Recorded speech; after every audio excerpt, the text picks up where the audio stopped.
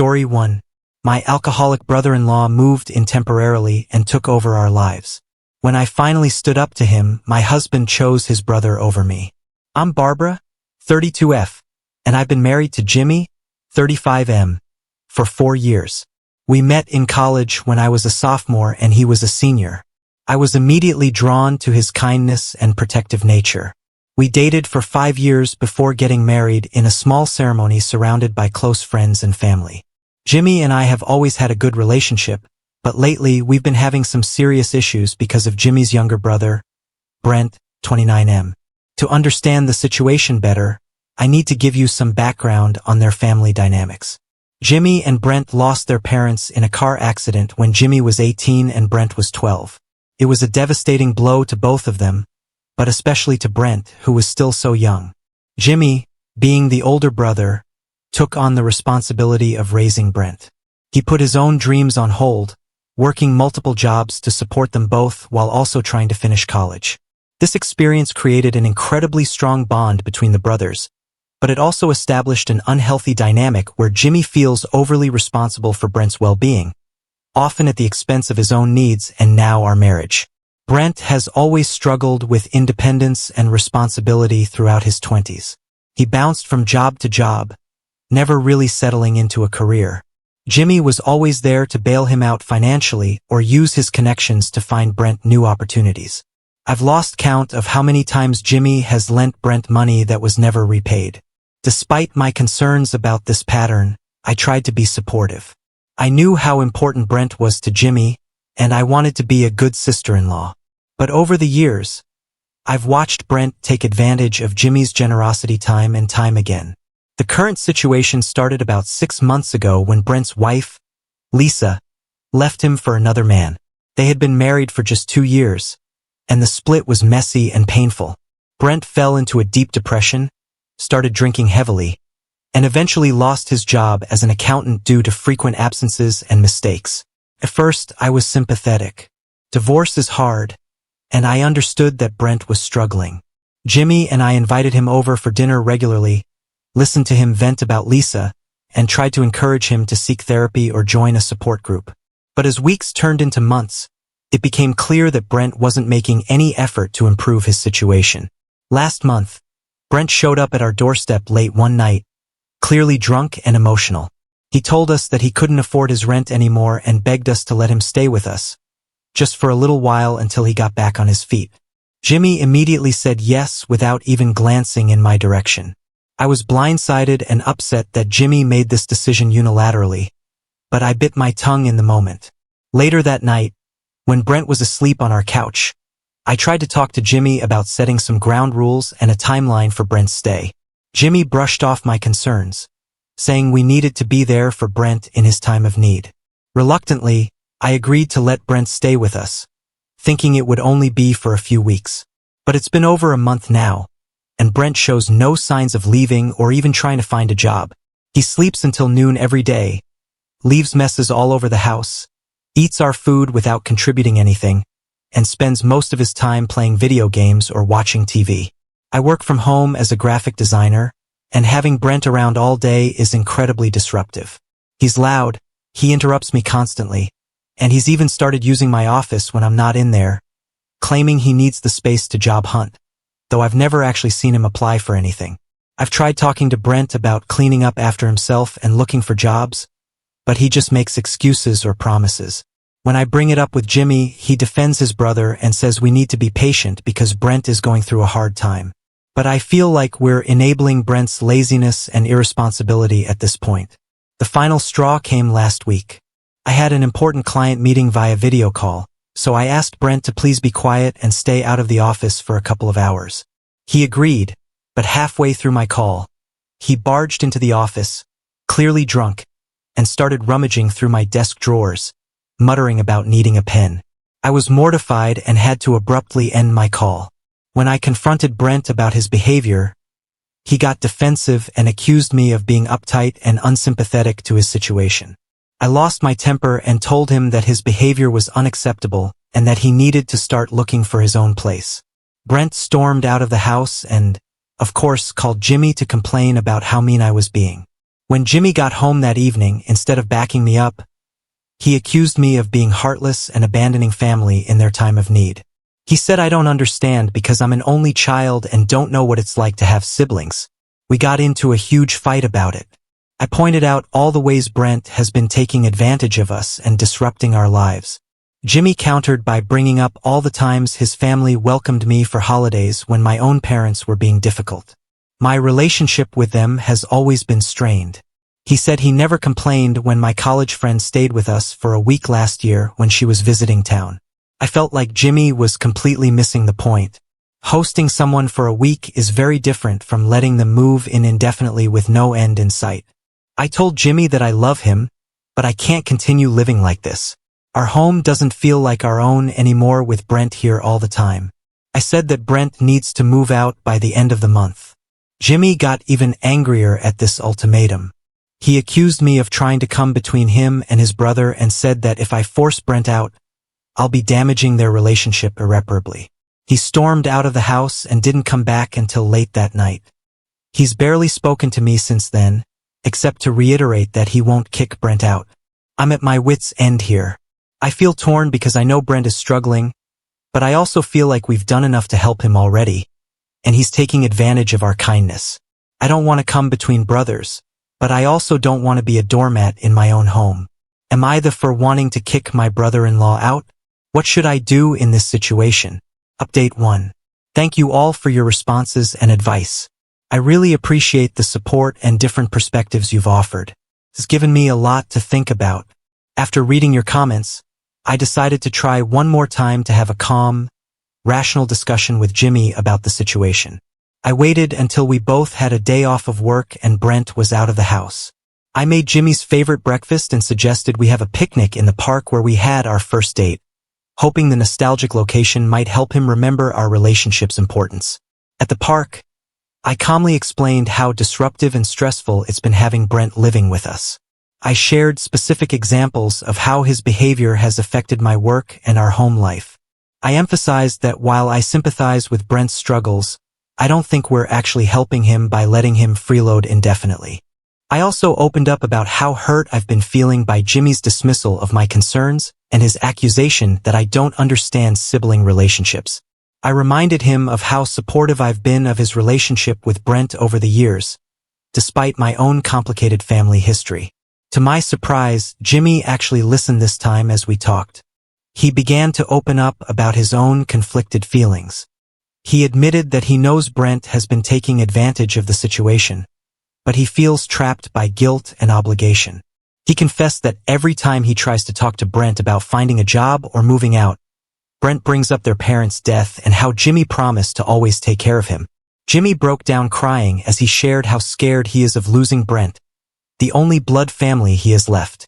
He's terrified that if he pushes Brent too hard, Brent might start drinking even more heavily or do something drastic.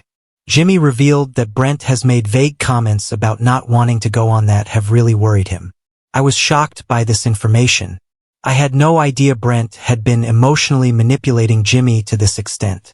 It made me see the situation in a new light, and I felt a renewed sense of compassion for both brothers.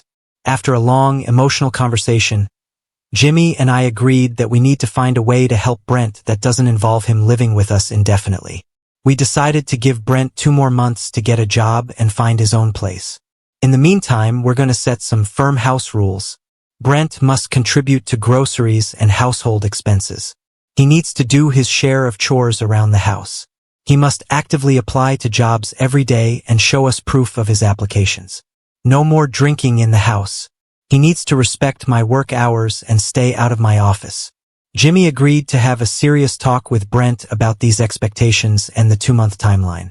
He also promised to look into resources for addiction counseling and therapy for Brent, recognizing that his brother needs professional help that we can't provide. I felt cautiously optimistic after our conversation. Jimmy and I seemed to be on the same page for the first time in weeks, and I was hopeful that we could work together to improve the situation. However, things took an unexpected turn the very next day. I was working in my office when I overheard Brent on the phone in the living room. He was talking to someone, I think a friend, and complaining loudly about how unreasonable Jimmy and I were being and how we were kicking him out on the street. He called me several nasty names and said I had turned Jimmy against him. The worst part was when I heard him say, "I know how to handle Jimmy. I'll just remind him of mom and dad. Maybe threaten to do something stupid, and he'll back down. He always does." I was furious. All the compassion I had felt the day before evaporated in an instant. I stormed out of my office and confronted Brent about what I'd heard. He was shocked to realize I'd overheard him and quickly tried to backpedal, claiming I had misunderstood. We got into a heated argument. Brent accused me of eavesdropping and said I was trying to come between him and his brother. I lost my temper and called him an entitled, manipulative mooch who needed to grow up and take responsibility for his own life. I told him I knew about his emotional blackmail of Jimmy and that it needed to stop immediately. Brent's face turned red with anger. He started yelling about how I could never understand what he and Jimmy had been through, how I was trying to steal his brother away, and how he'd make sure Jimmy knew what a cold-hearted I really was. Then he stormed out of the house, slamming the door behind him. I was shaking with anger and adrenaline. I tried to call Jimmy at work, but he didn't answer. I sent him a text asking him to come home as soon as possible because we needed to talk. A few hours later, Jimmy came home to find me still upset and Brent nowhere to be seen. When I explained what had happened, I expected Jimmy to be as angry as I was at Brent's manipulation. Instead, to my shock and dismay, Jimmy defended Brent. He said I shouldn't have confronted Brent like that I must have misunderstood what I heard, and that even if Brent did say those things, he probably didn't mean them. He accused me of provoking Brent and making the situation worse. We got into another big fight. I couldn't believe Jimmy was taking Brent's side after everything we had talked about the day before. Jimmy ended up leaving to go find Brent, saying he was worried about his brother's state of mind. That was yesterday, and Jimmy still hasn't come home. He's not answering my calls or texts. I have no idea where he and Brent are or what's going to happen next. I'm at my wit's end here. I feel like I'm the bad guy no matter what I do. Part of me just wants to pack up and leave for a while to get away from this whole toxic situation. But I also don't want to abandon my home or let Brent drive a wedge between me and Jimmy. I don't know where to go from here. Any advice on how to handle this mess would be greatly appreciated. Update 2. It's been a week since my last update, and things have only gotten more complicated and stressful. After Jimmy left to find Brent, they both stayed at a hotel for a couple of nights. Jimmy finally called me on the third day, saying they were coming home, and we all needed to talk. I braced myself for what I expected to be a difficult conversation. When they arrived, I was shocked to see how haggard and emotional both brothers looked. It turns out they'd spent those days having intense discussions about their relationship, their parents' death, and Brent's struggles. Jimmy had finally confronted Brent about his manipulative behavior, and ultimatums were made. The three of us sat down in our living room, the tension palpable. Jimmy started by apologizing to me for dismissing my concerns and leaving like he did. He admitted that he'd been in denial about the extent of Brent's issues and the strain it was putting on our marriage. Brent then spoke up, his voice shaky. He apologized for his behavior and acknowledged that he'd been taking advantage of our kindness. He revealed that he's been struggling with depression and alcohol addiction since his divorce, using emotional manipulation to avoid facing his problems. The conversation that followed was long, emotional, and at times heated. We discussed boundaries, expectations, and the need for real change. By the end, we had come to an agreement. Brent would move out within 2 weeks to a small apartment Jimmy would help him find. He would enter an outpatient rehab program for his alcohol addiction. He would start seeing a therapist to work on his depression and codependency issues. Jimmy and I would attend couples counseling to work on our communication and rebuild trust. Family dinners would be limited to once a week, and Brent would need to respect our boundaries. I felt cautiously optimistic about this plan, but also exhausted and wary. The past few months had taken a significant toll on my relationship with Jimmy, and I knew we had a long road ahead to repair the damage. The next 2 weeks were a flurry of activity as we helped Brent find an apartment and pack his things. There were moments of tension, particularly when Brent made comments about feeling kicked out, but Jimmy was firm in reinforcing the plan we'd all agreed to. Now, Brent has been in his new apartment for about a week. He started his rehab program and seems to be taking it seriously so far. Jimmy and I had our first couples counseling session, which was difficult but productive. We're learning to communicate better and address the underlying issues that led to this situation. However, I'm still struggling with lingering resentment and trust issues. I find myself questioning Jimmy's commitment to our relationship and worrying that he'll backslide into prioritizing Brent over our marriage. I'm trying to be patient and give him a chance to prove himself, but it's hard. There have been a few concerning incidents. Twice now, Brent has called Jimmy late at night, claiming to be in crisis. Both times, Jimmy rushed over to Brent's apartment, leaving me feeling abandoned and worried. When I expressed my concerns, Jimmy got defensive, saying he can't just ignore his brother when he's in need. I understand the desire to help family, but I also feel like clear boundaries need to be established. I'm worried that Brent is already falling back into old patterns of manipulation and that Jimmy isn't strong enough to resist. On a positive note, I've been focusing on rebuilding my own sense of self and independence.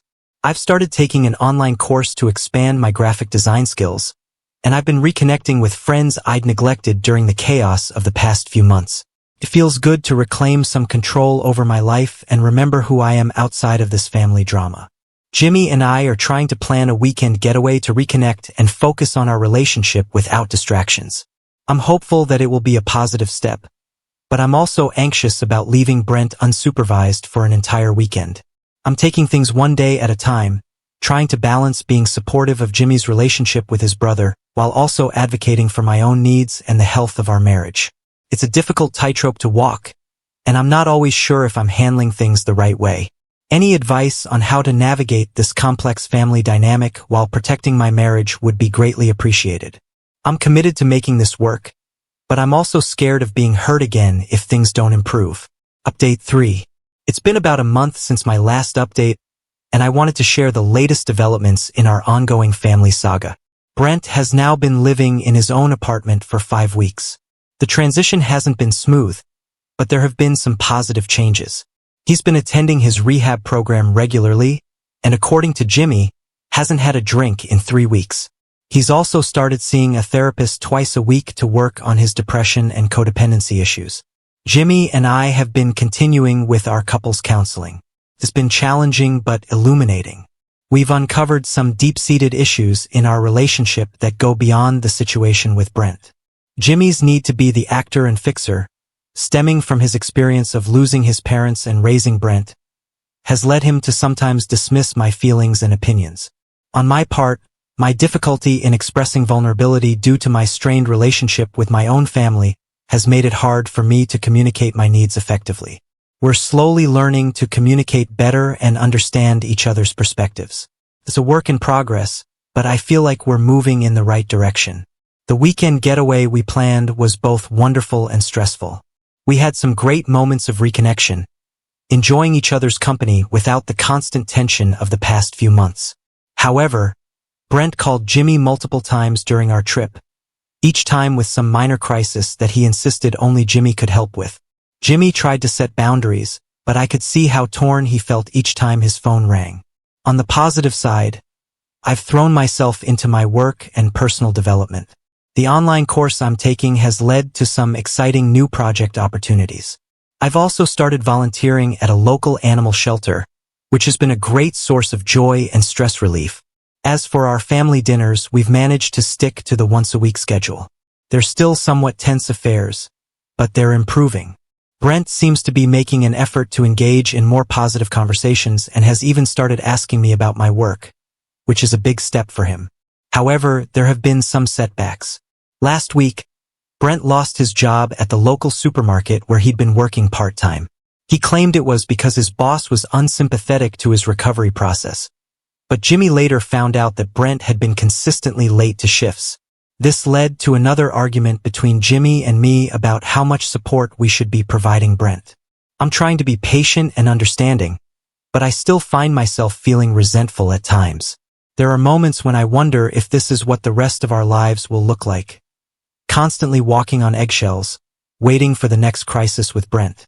Jimmy and I had a long talk last night about our future. We both agree that we want to make our marriage work, but we also acknowledge that Brent's issues will likely be a part of our lives for the foreseeable future. We're trying to find a balance between being supportive family members and maintaining healthy boundaries. We've decided to set some new ground rules. Jimmy will not rush over to Brent's apartment for every crisis. Instead, he'll encourage Brent to use the coping strategies he's learning in therapy. We'll have a no Brent talk rule for date nights, allowing us to focus on our relationship. I'll be more involved in discussions about how we support Brent rather than Jimmy making one-sided decisions. I'm cautiously optimistic about these changes, but I know we have a long road ahead of us.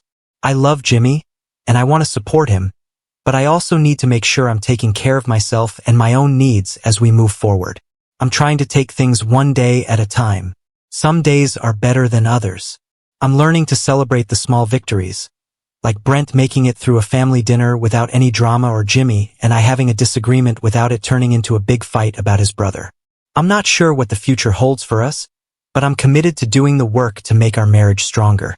At the same time, I'm also trying to build a life for myself outside of this family drama, focusing on my career and personal interests. Thank you all for your support throughout this journey. Your advice and perspectives have been invaluable. I'll update again if there are any significant changes in our situation. Now on to the next story. Story 2. Before we start, if you're enjoying this video so far, please consider liking and subscribing to the channel. Now let's continue. My family wants me to join them for Christmas after disowning me over 8 years ago.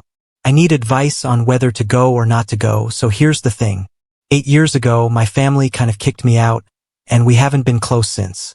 But now, out of the blue, they want me, my wife who's 27, and our little 1-year-old girl to come over for Christmas. It's been a while, and I've been getting all sorts of advice from my friends about whether we should go or not. One of my friends was like, hey, why don't you share what's going on with some folks on the internet and see what they think? So that's what I'm doing. I'm 25 by the way, and I've got 3 siblings. My mom's 52, and my dad's 54. Just to keep things simple, let's call my siblings Michael, he's 31, Sarah, she's 28, and then there's my twin brother Casey. We're just using these names to keep their real ones private. Growing up, I was the odd one out in my family, like the puzzle piece that doesn't quite fit. You see, in my family, sports are a huge deal. My dad was this amazing basketball player back in his college days, playing for a Division II school. My mom, she was all about volleyball. Then there's my brother Michael, who was into soccer, my sister Sarah, who was all about softball, and my twin brother Casey, who was a football star, playing as the main running back on his team. And then there was me. I wasn't into any of those sports. Instead, I found my passion in archery. But here's the kicker. My family didn't take it seriously. They called it the wimpy sport. It felt like they were always cheering on my siblings and showing up for their games and matches. But when it came to my archery tournaments, it was like pulling teeth trying to get them to come watch me compete. From when I was 14 to 16 years old, I was in about 20 tournaments, and guess what? They only showed up to 1. It really made me feel left out and not valued for what I love doing. Even though I wasn't exactly neglected, I always felt like I was on the outside looking in when it came to my family. They took care of me, sure, but I never felt that emotional connection or support from them that my siblings seemed to get. Every time I tried to talk to them about feeling left out or not supported, especially with my archery, they brushed me off, saying I was just looking for attention. That hurt, but it's not the reason things really blew up between us. The real trouble started when I was 15. That's when I started dating Amy, who's the same age as me.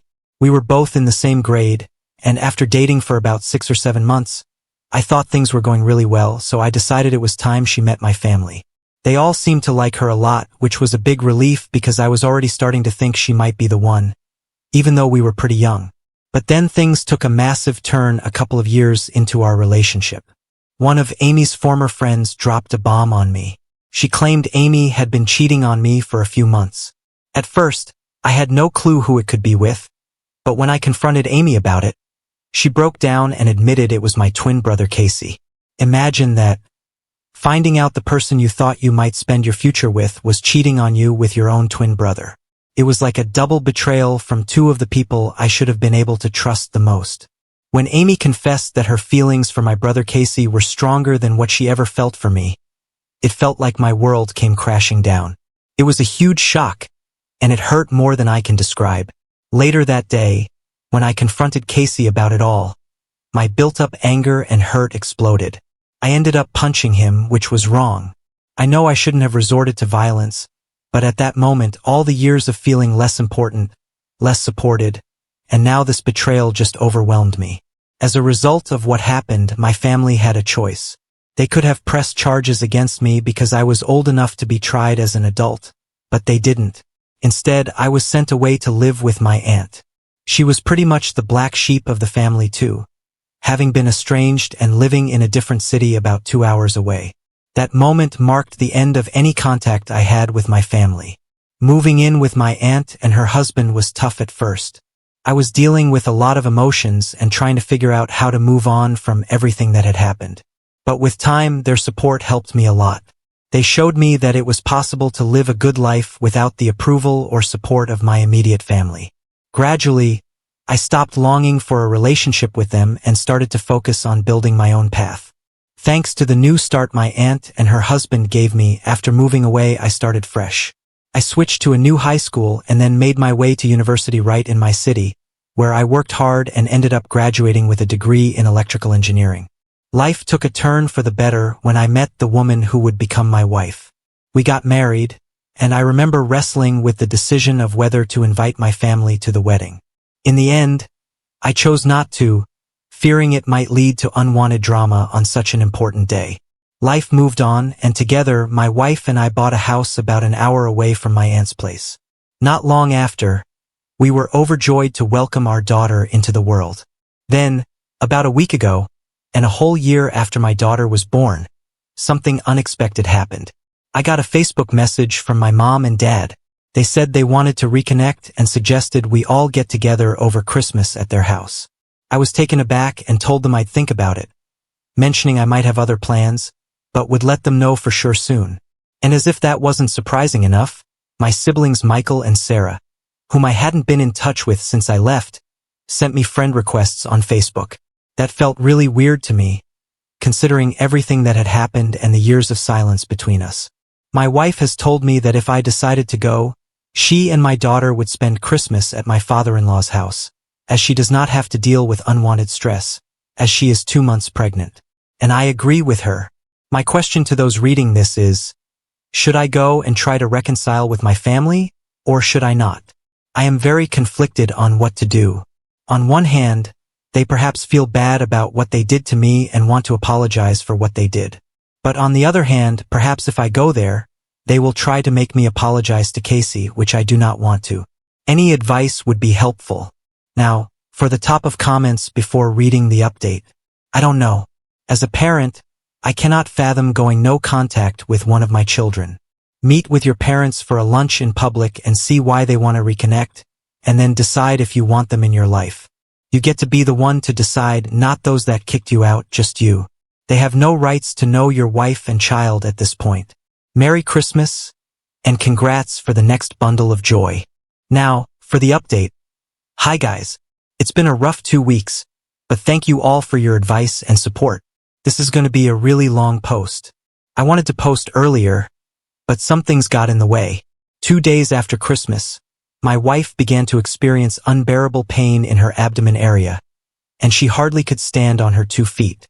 Me and her sister, a 30-year-old female, rushed her to the hospital, where we found out that my wife had suffered a miscarriage and that the fetus had to be removed right away. Honestly, the worst part for me was explaining to my wife what had happened. Due to complications surrounding the operation, my wife was forced to stay for 2 more days. Honestly, I have been trying to stay strong for my wife and my daughter, but honestly, I am struggling right now. Update 2. Most of you that commented on the same day posted told me to not spend Christmas with them because of the significance of that holiday. I agree and decided I would spend the rest of the holidays with my wife. They never make time for me, so why should I make time for them? When I texted them this, I assumed they would try to argue with me, but rather, they said they respected my opinion and could not wait to see me after the holidays. I began to do some digging into my family to try to figure out why they have reached out. Michael is a corporate lawyer who works for a major company in my hometown. By looking through his Facebook page, he has 2 daughters and was married to his wife in 2016. Sarah appears to be married to a doctor. She herself 8 years ago was studying to be a nurse, and they have a son together. I have a friend who lives in my hometown, and that's parents who are friends with my parents. When I asked her about Sarah, she told me that Sarah had divorced her first husband, the one she was dating 8 years ago, after he had committed mail fraud. Casey got married to Amy right after high school, and together they have 2 kids together. I could not exactly figure out what he or his wife does for a living through Facebook, but judging that they bought a big house last year in the midst of a pandemic tells me they are not really struggling. My dad seems to be going through a midlife crisis, and my mother is really into the wellness community. I then began to list the reasons of why they wanted to possibly reach out to me now. Money. Unlikely, because 8 years ago my parents' combined salary was higher than my wife and my salary, and given that my siblings are not struggling financially, makes me think money is not the reason. Organ donation. Couldn't be the case but seems unlikely, but a Redditor said that it could be that Casey, given he is my twin, would be my most likely match. I think it's unlikely because he was tagged in a Facebook post scheme just a week before Christmas. Regarding my daughter, they could possibly be reaching out to me to have a relation to my daughter, but I honestly am not sure. My daughter is not the first granddaughter for my parents, so I do not know why they want to meet her. They most likely found out my daughter existed because my wife's Facebook account was public. She has since privatized her account. I then contacted my aunt, the estranged one who took me in, informing her about the situation, and she explained to me why they were reaching out to me after all this time. To understand this situation, you need to understand why my aunt was estranged. My paternal grandpa, a 79-year-old male, and grandma, a 76-year-old female, had 4 children. My dad was the second oldest and my aunt was the third. My aunt, after college, came out to her parents. It has been horrible and she began dating her girlfriend. My grandparents immediately disowned her and refused to have any contact with her. However, about 4 years ago, my grandpa began to reach out. About a month ago, my grandpa had been asking about me and what I was doing in life, whether I was married or had kids. My aunt responded by calling my grandpa out for wanting to know about me after he supported Casey for what he did. That is when the whole situation changes. My grandpa told my aunt that because I had cheated on Amy with one of her close friends, I deserved to be estranged. My grandpa is a religious nut, so he looks down on cheating. He had been told by my family that after the friend who allegedly cheated with confessed to Amy, she went to Casey and Sarah for support and comfort. And when I found out about this, I confronted and brutally attacked Casey and Sarah. While Sarah was the one who tried to break me and Casey apart, I did not lay a finger on her, and I did not brutally attack Casey. When my aunt was telling me this, my jaw dropped. I could not believe that they hated me so much that they were willing to make up a terrible lie about me and spread it around. My aunt later told Grandpa the full truth on what truly happened, and my aunt told me he was shocked because he always thought Casey was a good kid. My grandpa then asked my aunt for my number, which she declined to give. I figured out why my parents and siblings wanted to get into touch with me. It turns out my grandpa had told my parents and my siblings that if they did not apologize for what they did to me and have me over for the family Christmas dinner, they would be cut off from his will. For context, he is a multimillionaire, so that is why they reached out to me, not to apologize about how they all wronged me in the past, but rather because if they did not, they would not get anything from Grandpa. What a bunch of free people. After hearing about this from my aunt, I decided to block all of them. Why should I respond to them at this point? All of them are debt to me. I have a wife to support after what she went through and a family that respects me and my in-laws. However, this does not end here. As 3 days after New Year's Eve, I received a call from an unknown number on my work phone. I am used to getting calls from unknown numbers because of my career, and when I picked up, I heard my grandfather's voice. He most likely got my number from my company website. The first thing he did was apologize for not trying to get into contact with me for the past 8 years. He told me he was sorry that he could not be there for important events such as my graduation, my wedding, and the birth of my daughter. I was not really close to him before, so him cutting me off did not bother me. Later in the call, he told me he was so disgusted with the rest of my family that he is cutting them off as well and adding me to it. I honestly do not know how to feel about that, as the money would be helpful, but at the same time, I do not want him to use this as a way to force a relationship between me and my daughter. We talked for about half an hour. The way the call went made me think that perhaps I could build a good relationship with my grandpa, but then he told me something that got me really pissed. He told me that he was disappointed in that my daughter had not taken the family name. For context, after I got married to my wife, the issue of what last name to use as a couple came up. For some legal reasons, I was unable to change my last name to my wife's last name, but we decided as a couple that all of our future children would have her last name. I, at this point, unloaded on my grandpa, calling him a scummy old man and many other hurtful things, and told him to never contact me ever again. The audacity of this man to say that after what I went through is something I will not let him use the money I receive in the will to control me. Even if I receive the money, I will donate it to a local charity, but he is a man of false promises, so this is unlikely. These past few weeks have been really tough for me, and I hope to make it to the other side. My wife has privatized her Facebook account, and her in-laws have done the same. What they do try to contact me is beyond me. How they would probably hire a private detective to try to find me.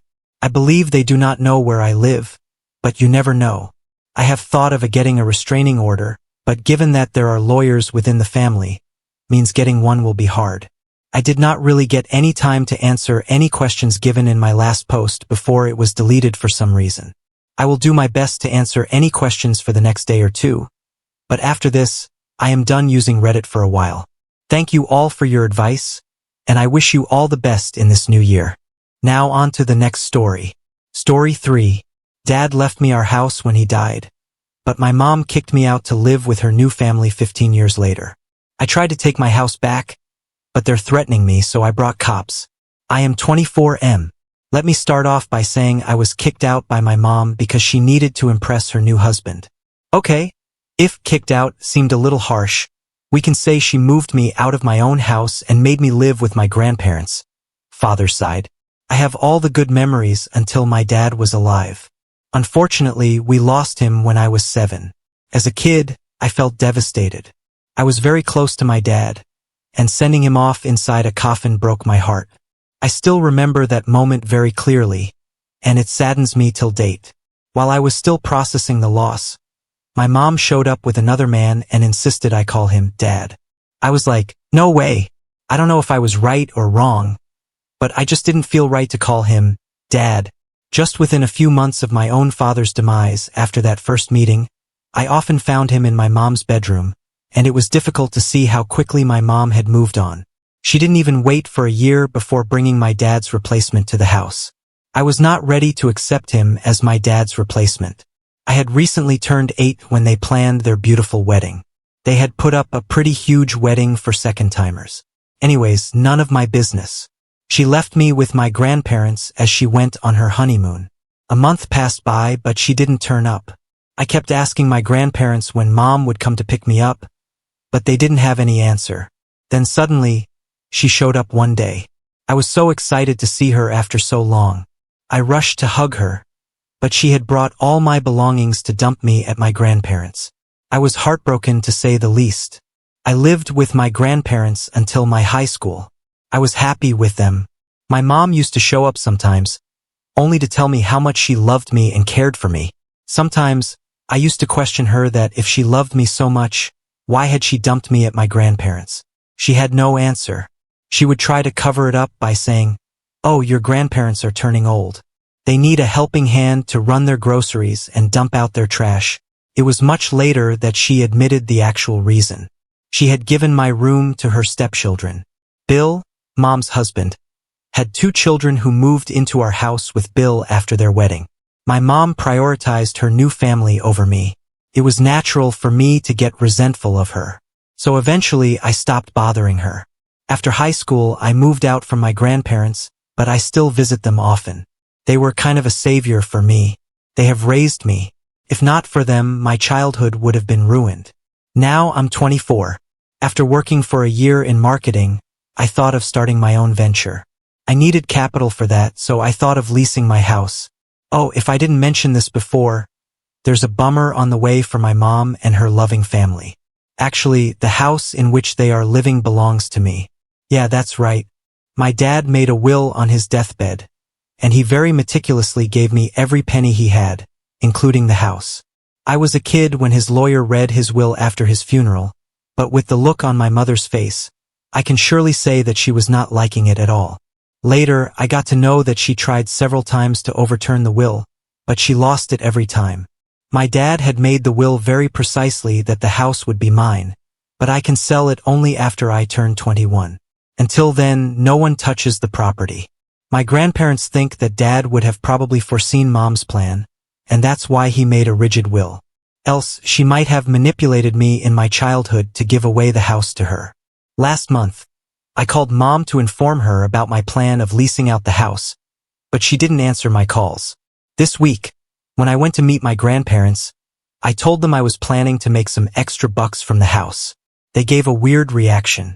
I asked them what's the matter.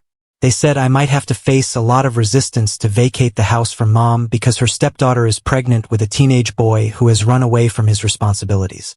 Also, Bill has lost his full-time job and is working at a store in the evening, so basically, they are in bad shape financially now. I really don't know what to do. I also need that house now. I have quit my job, and I need capital to start my business. Update 1. It became quite dramatic picking up from where I left. Like I said, my grandparents informed me that Mom and her family are going through a rough patch, so they might not vacate my house. I thought I'll inform Mom about my plan and give them a few months' time to put their life together. Before that, I was thinking of giving a month's notice, but no, their situation. I thought of giving 3 to 4 months. Since Mom was not answering my call, I went to meet her at home. The house was nothing as before, and neither was my mom. Both had a cold vibe. Maybe she had sensed the motive behind my visit.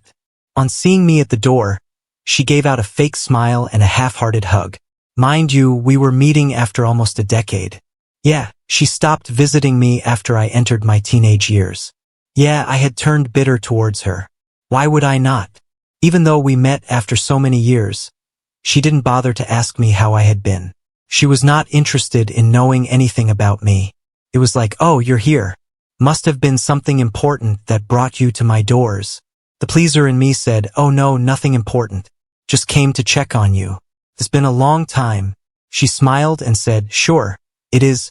A wave of silence followed for another 5 minutes until I stood up to leave. It was definitely unpleasant.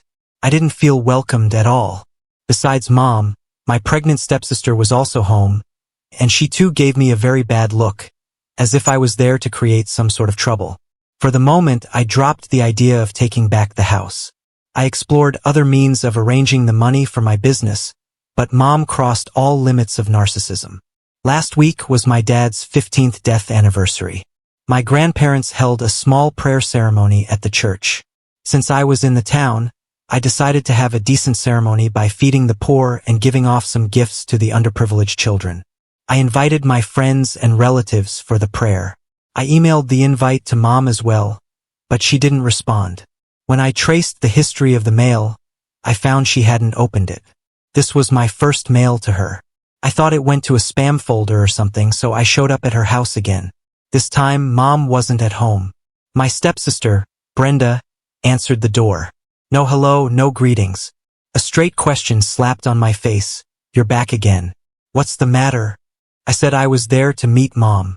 She said, with the way she spoke to you last time, do you think she wants to meet you again?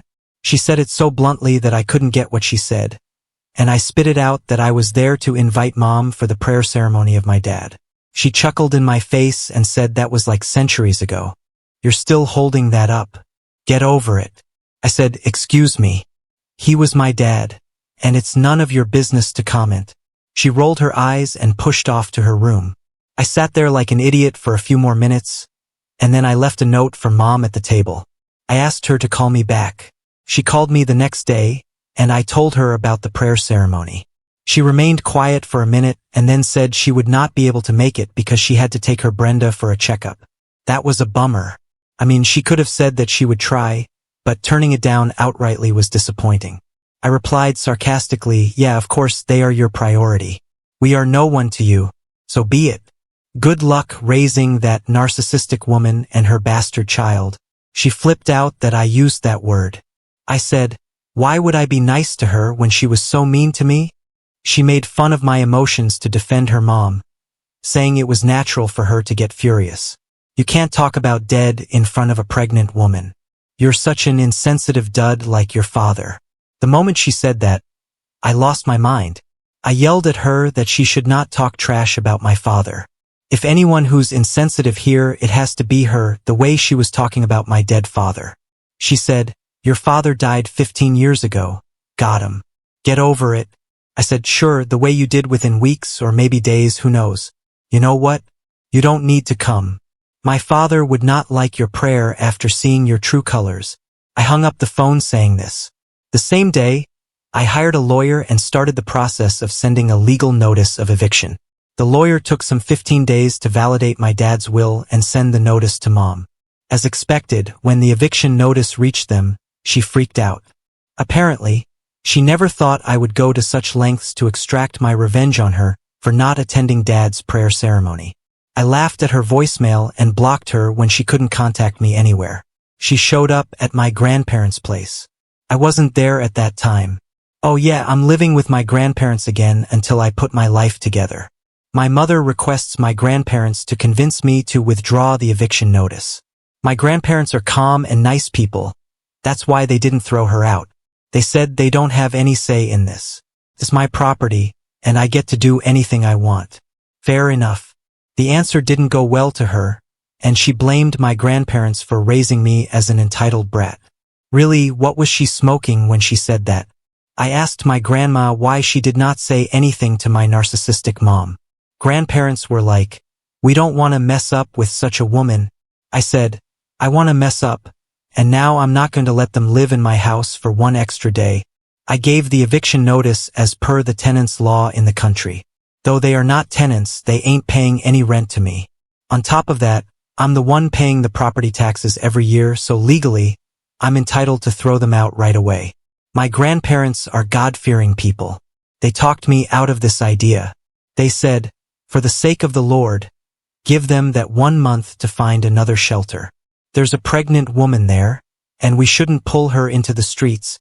I sighed that she didn't need any help either. She was equally toxic. My grandparents were like, so be it. She might be a sinner, but her unborn is not. Don't be cruel to that little creature. They convinced me to wait, else I was adamant to evict them on that very day. The next day, I got a call from Mom. I ignored it. She did the same to me when I was calling her. She messaged me to talk. It's urgent.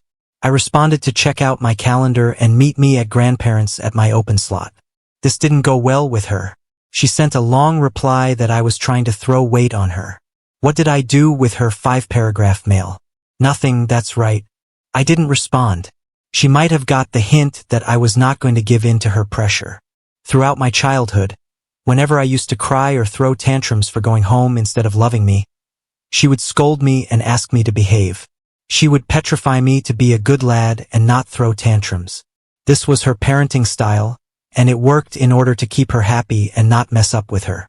I would stop sobbing, but after she left, I would sulk at the corner of the house for hours. Not anymore. It's time for her to sulk, but sadly, she won't have a corner to herself. So she came to meet me, and I deliberately made her wait for an hour. She got anxious. I asked my grandparents to stay out of it. She kept asking them about me. They said they don't know and swiftly pushed back to their room. When I arrived to meet her, she gave me a look of, where the hell were you? I've been waiting here for an hour, but she didn't say anything. She sat there with a straight face. People in her situation would have tried to please me, but she remained solid on her grounds. She said, okay, let me start. I can't sit here forever. I have jobs to do. I murmured under my breath, oh sure, you do. Finding a house is a difficult job. She gave me an annoyed look and said, what is this notice about? I replied, it is written in English. I'm sure you can read that? Or do you want me to do that for you? She was absolutely pissed off. She threw the notice at my face and said she was not going to vacate the house on the basis of some stupid notice. After she was done yelling, I said, Then let's wait and witness the repercussions of not following the court order. She was like, I gave birth to you. Don't you try to outsmart me. That house is of my husband, and no one can throw me out from there. I said, surely, a legal heir can. I was responding to her calmly in order to piss her off, and she did get pissed off. But the moment she referred to my dad as her husband, I lost my mind. Really, you have the audacity to call him your husband when you skipped his prayer, saying he was history? You don't deserve his house. You are just squatters, and I'm going to free that house from all leeches. She stood up and said she was being nice to me, and now I'll have to deal with her lawyer. I laughed and said, sure. By all means, we still have 20 days to go. Let's see what next she pulls up from her sleeves. Update 2. I got the house after a lot of tussle. Like I mentioned in my earlier post, I gave 30 days notice to Mom and her family to evict the house. She came to me and tried to gaslight the entire thing. I shut her down and she leaves. The next series of events was nothing but pure narcissism by them. Could you believe that her stepdaughter, Brenda, came charging at me, and on top of that, threatened to press a harassment case on me? She was playing her pregnancy victim card. Like I can do anything I want because I'm carrying a child inside me. I said, woman, pregnancy is not a ticket to get away with your nuisance. She tried to mess up with my grandparents until we showed her the camera installed across the house. I said, one more time, you set your foot here, I'm going to get you arrested. Then comes my mother to defend her golden stepdaughter. She accused me of abusing and mentally torturing her pregnant Brenda. She said she is going to sue me for this. I said, sure, let the judge decide. Basis the camera footage. When she no longer could win through force, she mellowed down. She started sobbing and said, what did she do wrong in raising me that I became a self-centered individual? She started blaming herself for not raising me properly. She, in fact, brought my dead father in between and said it was his fault that he died so early and didn't give me a proper upbringing. I said, hold on. If anyone is to be blamed, it has to be you. Not for raising me wrong because you never raised me. I'm raised by my grandparents and they did a pretty good job. You should feel sorry for abandoning me. But you know what? Glad you didn't raise me. I see how badly you have raised your stepdaughter. I brought up her teen pregnancy thing also.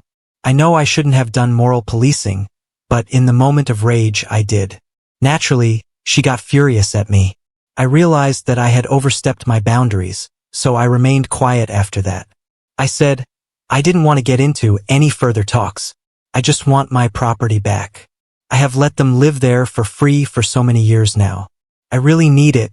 I tried to make her understand my situation, that I had quit my job and needed money to start my business. So I would be leasing the house.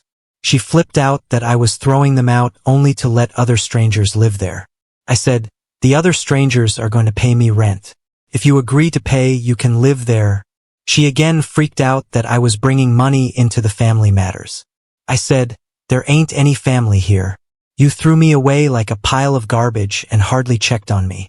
My birthdays, Christmas, Thanksgiving, you barely showed up, and even when you did, you made me feel that you were doing me a favor.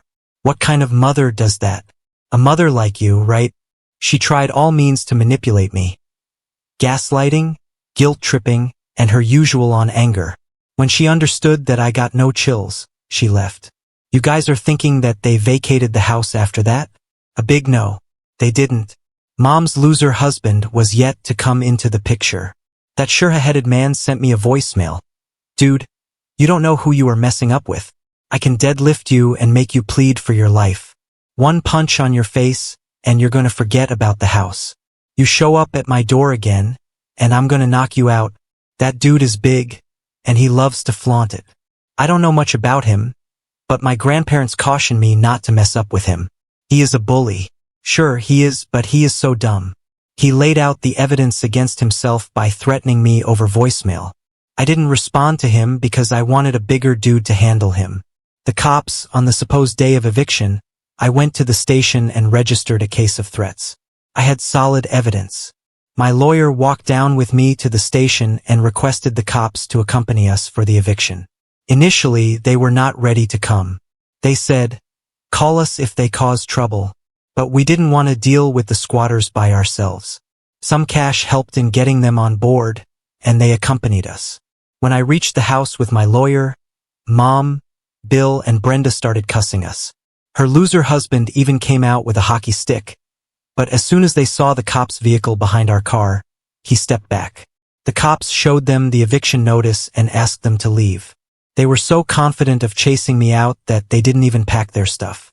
They asked the cops to give them a further 1 month's time. The cops looked at me and I said, "No way. Not after all these threats." They started using Brenda's pregnancy to buy a few more days. But I put my foot down and said, "Now." I got some weird looks from the cops that I was insensitive, but I was following the legal route, so no one had any say. They further bargained to give a day's time. I said, 3 hours from now. They gave me looks of bitterness. Bill even tried to brush his shoulder against me with red eyes. The cops yelled, "Get moving." More of packing and less of giving looks. We all left after that. The cops asked them to hand over the keys at the station from where I would pick it up. We had to pay the cops extra bucks to facilitate this, and it was completely worth it. Who wants to deal with those squatters? My lawyer suggested I take a restraining order against them on the property in case they want to come back and harass me or the tenants. They're well capable of doing that. We took it, and the cops shared a copy of the restraining order with them and explained the consequences of violating it. The mess on their faces was unmissable. So finally, I got the house and I have put it up for lease. I hope to get a good deal, and I'm able to start my business as soon as possible. Enough of dealing with the sure-headed people. This would mostly be my last update unless they come back to mess up with me again. Thanks for reading this and supporting me throughout. Now on to the next story. Story 4. I caught my high school sweetheart cheating on me with her college professor after 8 years together, so I got him fired and ruined her career. Now I'm single and don't know how to move on. I'm 25 male. Recently, I found out that my girlfriend, 25 female, has been cheating on me with a college professor. I'm honestly still shocked and hurt by the news. She completely broke my trust, and I don't know how I'm supposed to move on. She and I were high school sweethearts. I've known her my entire life. We even used to have play dates together as children. When we got into high school, we started dating in our sophomore year, and we had been together ever since. Everybody thought that we were going to be together forever. We were even voted as the best couple every year during high school. She got into an Ivy League college in our state, but my grades have never been close to what hers were. While she was in college, I took a job at a realtor firm, planning on getting my license when I knew the industry a little bit better. We would always visit each other on the weekends because we weren't too far away, but I had some concerns. While she was in college, I never thought that she was cheating on me then, but I felt insecure about the possibility of it. Honestly, both of us came from nothing, and I was worried she would realize she could do better with her life and leave me. I thought that when she got into this fancy Ivy League school, some rich lacrosse player was going to sweep her off her feet, and she would forget all about me. She would reassure me whenever she could tell that I was feeling bad, so I stopped worrying. When she graduated with her undergraduate degree, the school offered her a faculty position that allowed her to pursue her graduate degree at no cost. It was too good of an opportunity to pass up, even though it meant that we would be apart longer. Her job was to assist one of the professors in her department with his research. He was a prominent researcher in their field, and he had a team of students working under him and doing all of the actual work that he was taking credit for. Because of her new job, we couldn't even see each other on the weekends.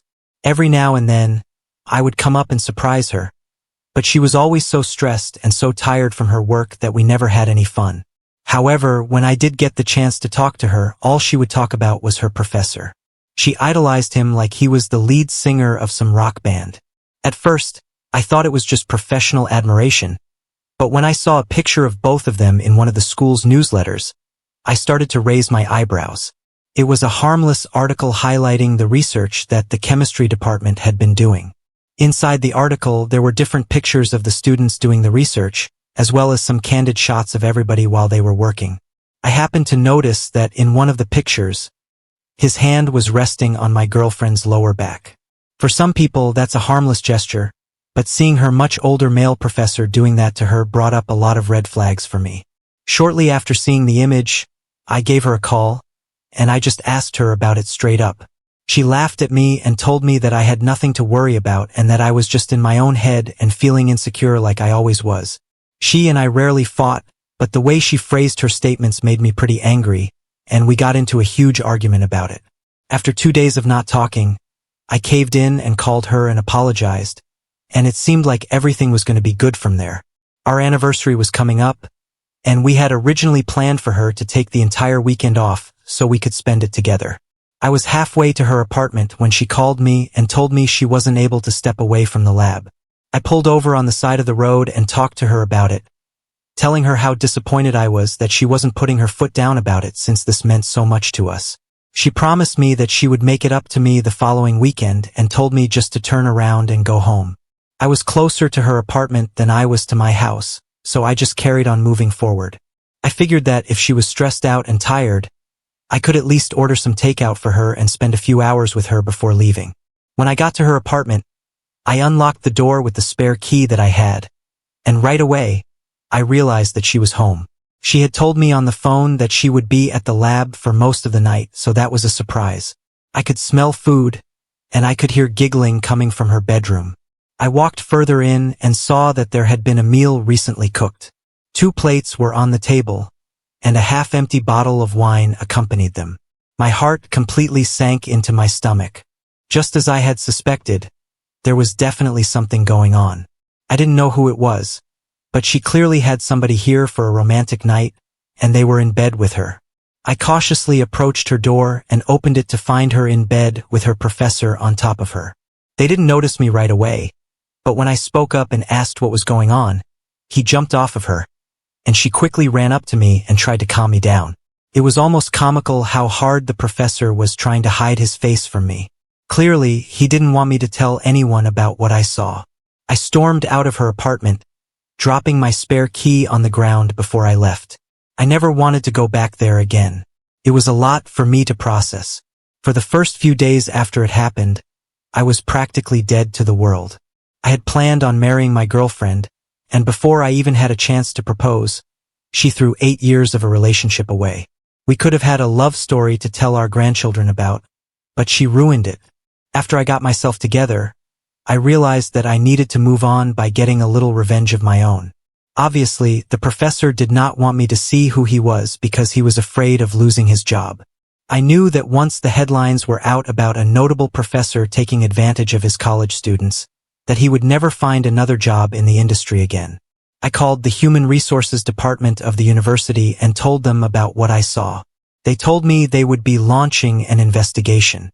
I knew it would be my word against his, and I unfortunately didn't get any evidence. A week passed, and nothing happened.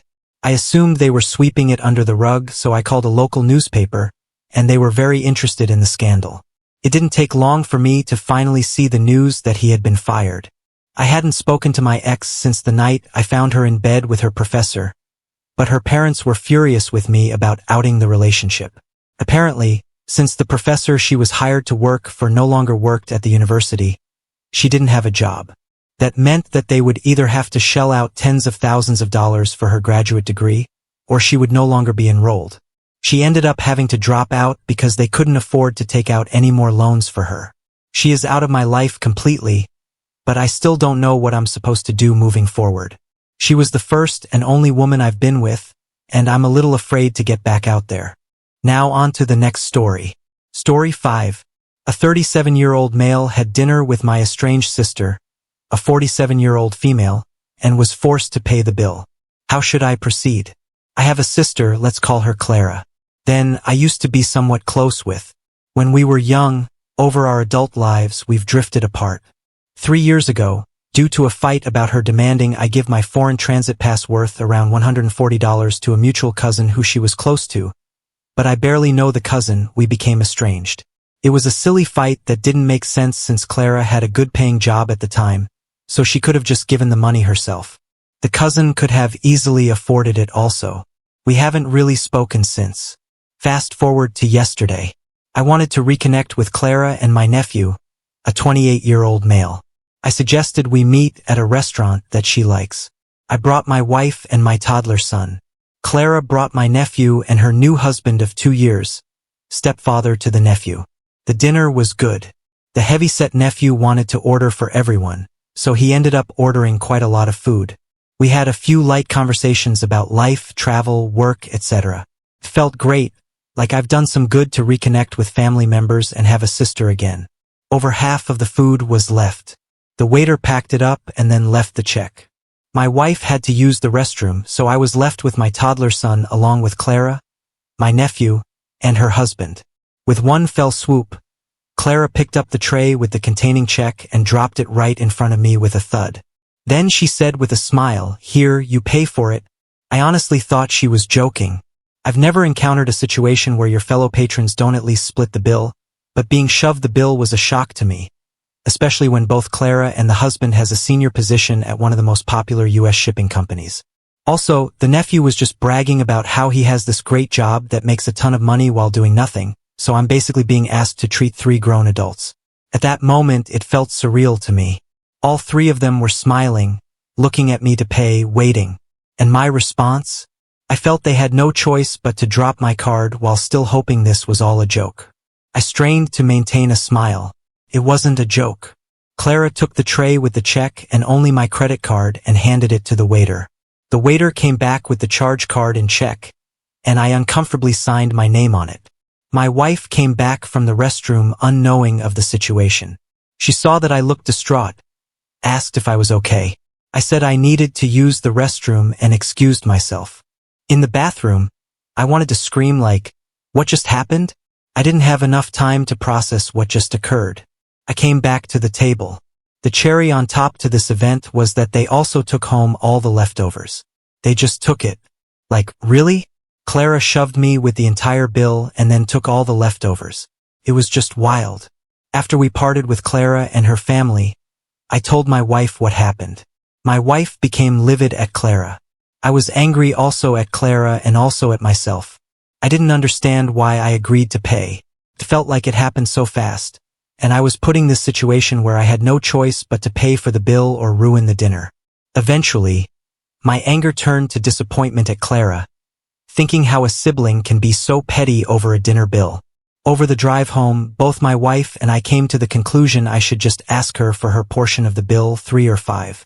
When I got home, I texted Clara with a non-confrontational request for payment. Some minutes have gone by. Clara replied, "Okay, that's the only response since yesterday." So my question is, how should I proceed with this relationship? Honestly, I'm not really sure what to think of it all. Now, for the advices, no need to maintain any relationship at all. You reached out to her to make things better, but she saw it as an opportunity to get back at you for what happened 3 years ago.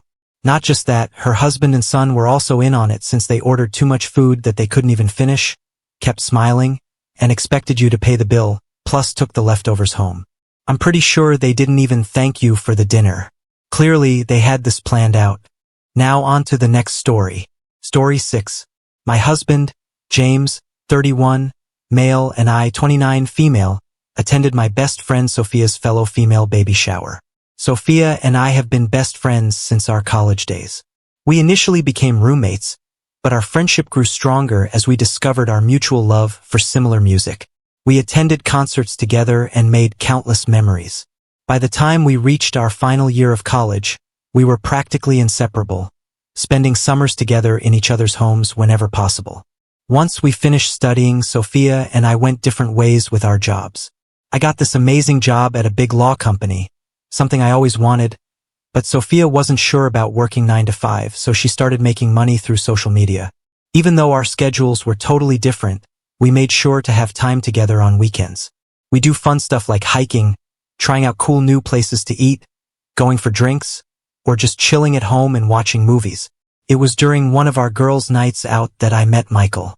He was attending his friend's bachelor party, and from the moment I set eyes on him, I knew he was the one for me.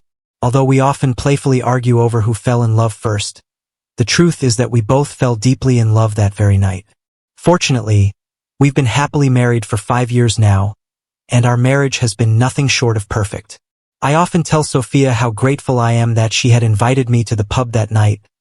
Otherwise, I would have never met my wonderful husband. While Sophia remained single for a few years after my marriage, she eventually met her current husband, Henry, and the two of them celebrated their second anniversary this year. About 3 months back, Sophia told me she was having a baby, and I was over the moon.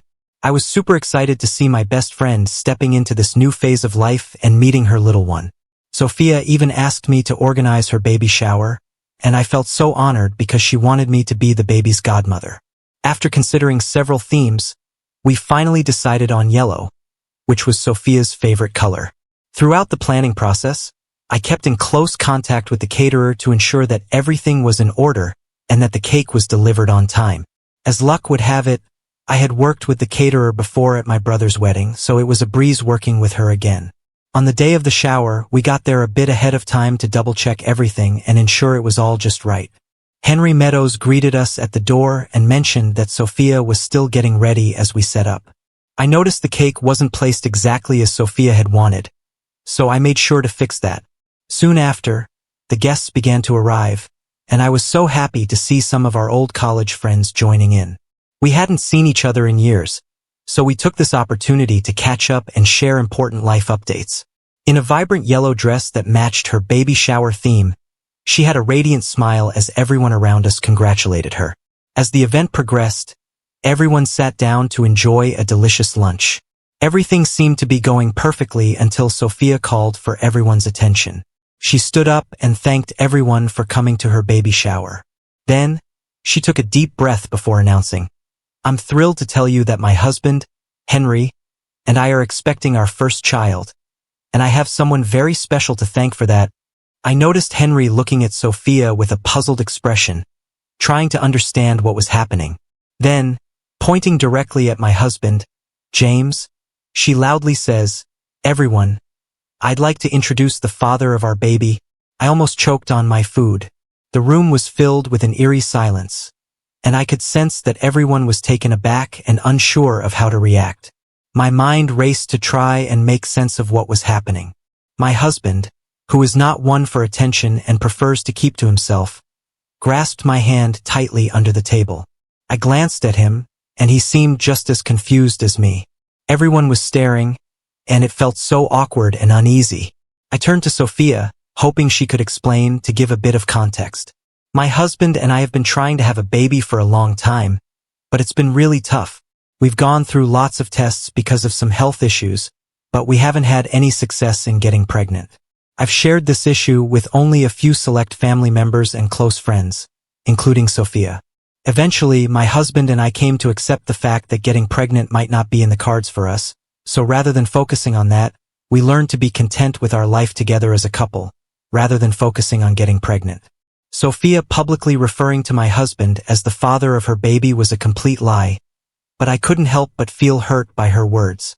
My eyes welled up with tears, but I tried my best not to break down in front of others. All of a sudden, Sophia burst out laughing and playfully nudged her husband, Henry, exclaiming, "I was just kidding, guys." I played a big joke for my Instagram followers. I set up cameras everywhere to record how everyone reacted when people started searching confused.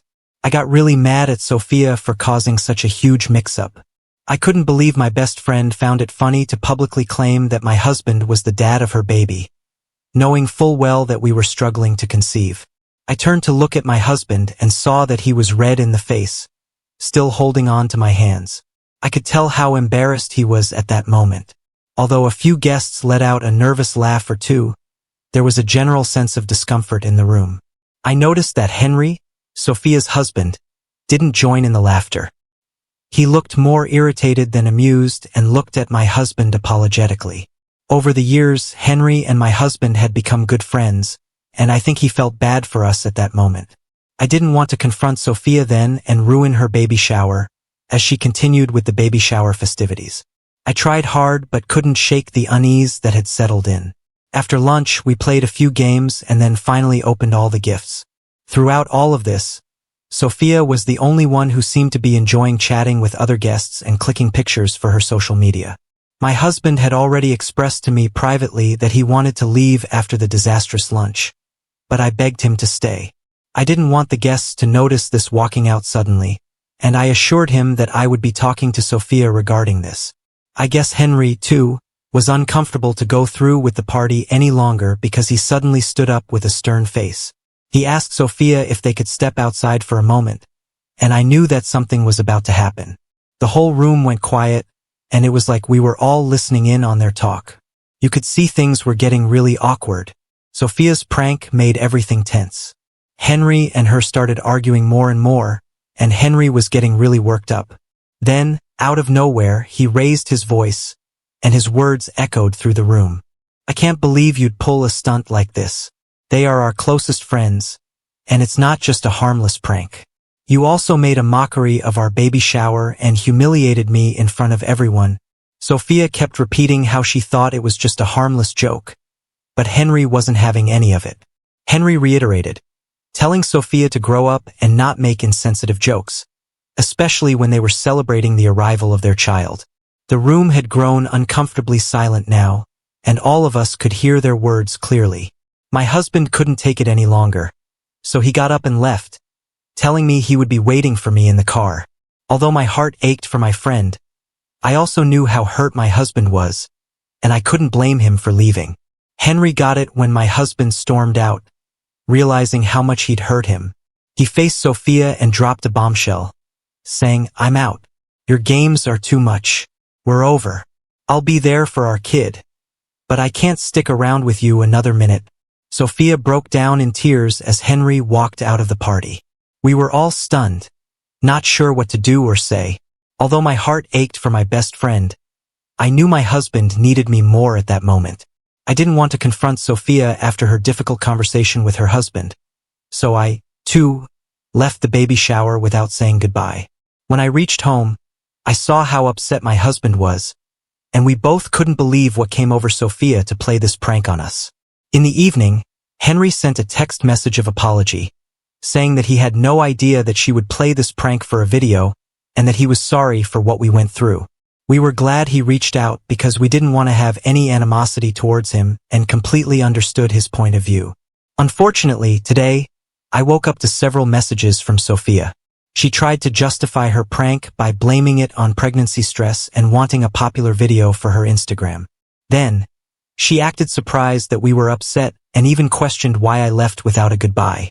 Now, she's asking me to meet her today to take her to the gynecologist. I'm starting to feel frustrated again. I let her know that I didn't find her prank amusing at all. I explained to her that what she did was disrespectful and made both my husband and me uncomfortable. I also told her that I needed some time away from her and wouldn't be able to take her to her appointment that day. Sophia responded by calling me a crappy friend for leaving her during such a vulnerable time. This message really upset me, as I couldn't believe she would say something like that just because I needed some space. When I shared Sophia's message with my husband, he was just as angry as I was. He suggested that we shouldn't engage with her until she understands the severity of her actions. I made it crystal clear in my last message that I wasn't going to talk to her unless she said sorry to both me and my husband for her actions, and I warned her that if she dared to post that prank video, I'd take legal steps. Instead of asking for an apology, but Sophia's reply, she insisted she hadn't done anything wrong. She even went as far as to suggest that I was jealous of her because of her pregnancy. When I read her reply, I just couldn't believe my eyes that this woman who had been my best friend for more than a decade would believe that I was jealous of her when I'd gone above and beyond to give her the perfect baby shower.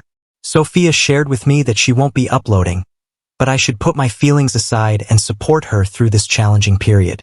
She claimed that her husband had not come home the previous night, and she needed me now more than ever. As I am a non-confrontational person, I found myself in tears reading her insensitive messages, realizing that I couldn't continue with this conversation. Blocking her was a tough call, but I had to prioritize my own well-being. It's sad that I couldn't support my pregnant best friend because of her prank, and it's hard not to feel some relief that her husband ended things. Update 1. It has been a week since my last update, and a lot has occurred since then. I would first like to emphasize to everyone that Sophia is not someone who jokes around, so for her to play this prank was a complete surprise to me. I have known her since our 20s, and she has never been the one to pull a prank on anyone. Anyway, James was serious when he said he was leaving Sophia. My husband spoke with him over the weekend and learned that James is actively seeking a divorce lawyer. Since that day, Sophia has been relentlessly calling and texting him, demanding that he come back to her and get over his feelings. However, James has not responded to her attempts at contact. She even went a step further and accused him of sleeping with me, which came out of nowhere. He is just sad that their marriage is ending because she is slowly turning into someone he doesn't recognize anymore. Ever since I stopped Sophia from reaching me, she found a way to get to my husband by sending a super long message. In it, she blamed him for messing up our friendship and even attacked him, saying he's not man enough because we haven't had a baby yet. When my husband got home from work yesterday and showed me what she wrote, I was beyond mad. It's just unbelievable. Until now, I had been trying to let things slide because I assumed the sudden change in her behavior could be due to pregnancy hormones. But her nasty words to my husband were completely unacceptable. Hence, I decided to teach her a lesson. As I was in charge of the baby shower, this also meant that I was in charge of the baby registry. I had spent countless hours with Sophia discussing her needs and coming up with a list of essential items that she would require for the new baby. However, Sophia demanded that we include outrageously expensive items on the list, which not all the guests could afford. During the baby shower, I noticed that while some people stuck to the list, others gifted her with items that were not included but would be useful for a new mother. Sophia seemed unhappy, and I had planned to gift her a few of those expensive items from her list. However, once she crossed the line by targeting my husband, I canceled the order immediately and deleted the baby registry to ensure she would not have access to it. If she wanted one now, she would have to create one from scratch. A few days back, the caterer messaged me about the baby shower plans, but with everything going on with Sophia, I couldn't focus on anything else and couldn't get back to them. Here's the twist. I had actually prepaid half of the catering fees as a surprise for Sophia, and I was going to settle the rest after the baby shower. However, these recent events have caused me to become distracted, and I had forgotten about it. I called the caterer and explained the situation with Sophia. I let her know that I wouldn't be paying the rest of the amount after what had happened at the baby shower. The caterer was more than understanding and informed me that since Sophia had booked the catering service under her name and they had been in contact leading up to the baby shower, she would be sending the final bill to Sophia instead of me. I was relieved I wouldn't have to spend any more money on someone who had insulted us publicly and continued to hurt us with her rude text messages. I also let my husband know what happened, and he found it amusing. Although I've considered reaching out to her in the past few days, but after she sent that message to my husband, I've decided that I've moved past the point of forgiveness. I feel thankful for everyone who stood by me and helped me see how unhealthy her actions were. Now that I think about it, there were quite a few times she made me feel small, but I didn't pay it much mind until recently. But you know what? I'm choosing to keep my spirits up and move past this. I don't want to spend any more of my time or energy on her negativity. Update 2. This woman is shameless. Days after I had a word with the caterer, I received an email from Sophia. As soon as I saw her name pop up in my inbox, I knew she was back with her bullcrap. In the email, she accused me of being cheap for not paying for the entire catering service, even though I could afford to do so. She told me that I have always been stuck up just because I was born into my money and that she was glad I could never be pregnant. She continued to tell me how all of these years she had just used me to make her life easier. She then proceeded to call me ugly several times and insinuate that I was undeserving of my husband. She said that my husband had married me for my money because I was too ugly to be married to him. She called me for driving a wedge between her and her husband. Throughout the email, she used explosive profanities and basically just called me every bad word under the sun. I showed the email to my husband, who immediately lost it. Throughout the years, we've really gone out of our way to support this woman during her tough times.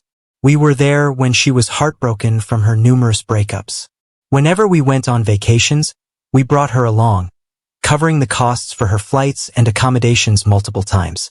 My husband even lent a hand to Sophia's parents by fixing up their house and had even set aside some money for them a while back. We had always treated her like our family. My husband immediately reached out to James and invited him for dinner so we could discuss the situation. When James arrived, we showed him the email, and the look on his face was beyond disgust. He also showed us text messages he had received from her where she had sent him similar profanities and went on to accuse him of cheating on her. We were greatly disturbed by the seriousness of the allegation, considering that it was not something to be casually thrown around or expressed in anger towards one's spouse. It was hard to believe that my former best friend, whom I had only recently broken ties with, had changed so much. James informed us that he was in contact with a reputed divorce lawyer. Following his lawyer's advice, he didn't respond to any of her texts, no matter how crazy or hurtful they were. Instead, he just saved screenshots of everything she sent. He even snapped a pic of the email she sent me, thinking it might be helpful for his divorce case. After I shared the first part of the story, a few people slid into my DMs expressing concern for Sophia. They're thinking her behavior might be linked to some neurological issues given the sudden change. I would just like to tell these people that she has always had a temper issue, even when we were in college. Although I have never been on the receiving end of her anger, I have seen her lose her temper quickly and use profanities on other people, even in public spaces. Although I highly doubt that's a medical issue, my husband and I will still try to reach out to her parents regarding this. We plan on telling them everything, as well as showing them all the messages and emails she has sent us. If they feel that there is something wrong with her after that, then it's completely up to them to take her for a test. Despite everything, I have no intention of unblocking her or responding to her email. I have gone above and beyond for this woman, and for her to persist on mistreating me, demeaning me, and showing me disrespect is beyond disheartening. I plan on putting this whole incident behind me and enjoying my life with my husband and our dogs. The past few months have been a whirlwind of emotions, to say the least. I trust that everyone is enjoying a wonderful start to the new year, just as my husband and I are. We are currently in the Maldives, taking a much-needed break from our demanding careers. Given the year we've had, we decided to disconnect from work and indulge in some relaxation time. We've been chilling on sandy beaches, enjoying cool drinks at the resort. Now for the update many have been curious about. Henry and Sophia are officially divorced.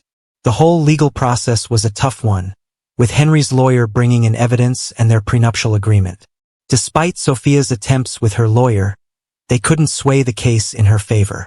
However, both parties have been ordered to create plans to co-parent together in the best interests of the child's well-being. After we reached out to her parents about her erratic behavior, we have since learned that Sophia had to move back to her parents' house.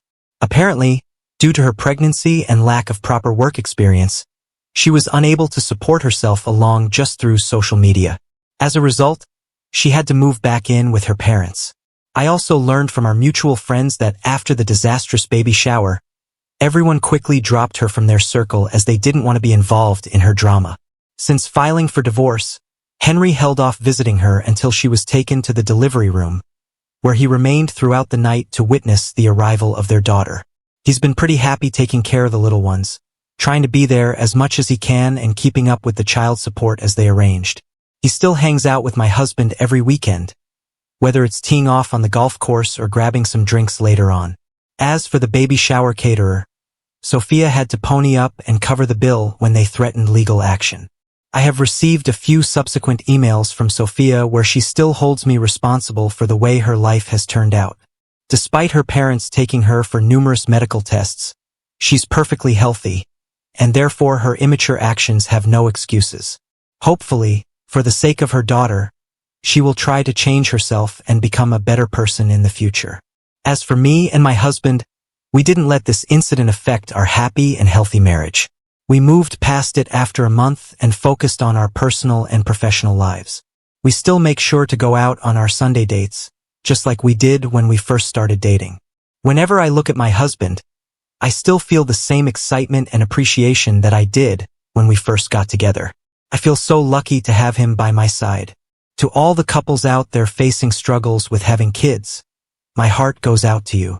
It's tough, but please know it's okay. Life has its twists and we've got to trust that path. If you deeply love your partner, remember there are other paths to parenthood out there. However, my husband and I feel fulfilled with each other's company, and we have decided to focus on spending the rest of our lives in happiness together. Now on to the next story. Story 7. My 35-year-old female husband, A 38-year-old male told me I'm disgusting. We've been together years, have 2 kids together, one a toddler, the other elementary age. I struggle with depression, anxiety, and post-traumatic stress disorder severely. I'm on 3 different medications and have a history of meth use, where I died twice, not to mention almost being murdered. This is in my past, yeah, I still struggle. It happens.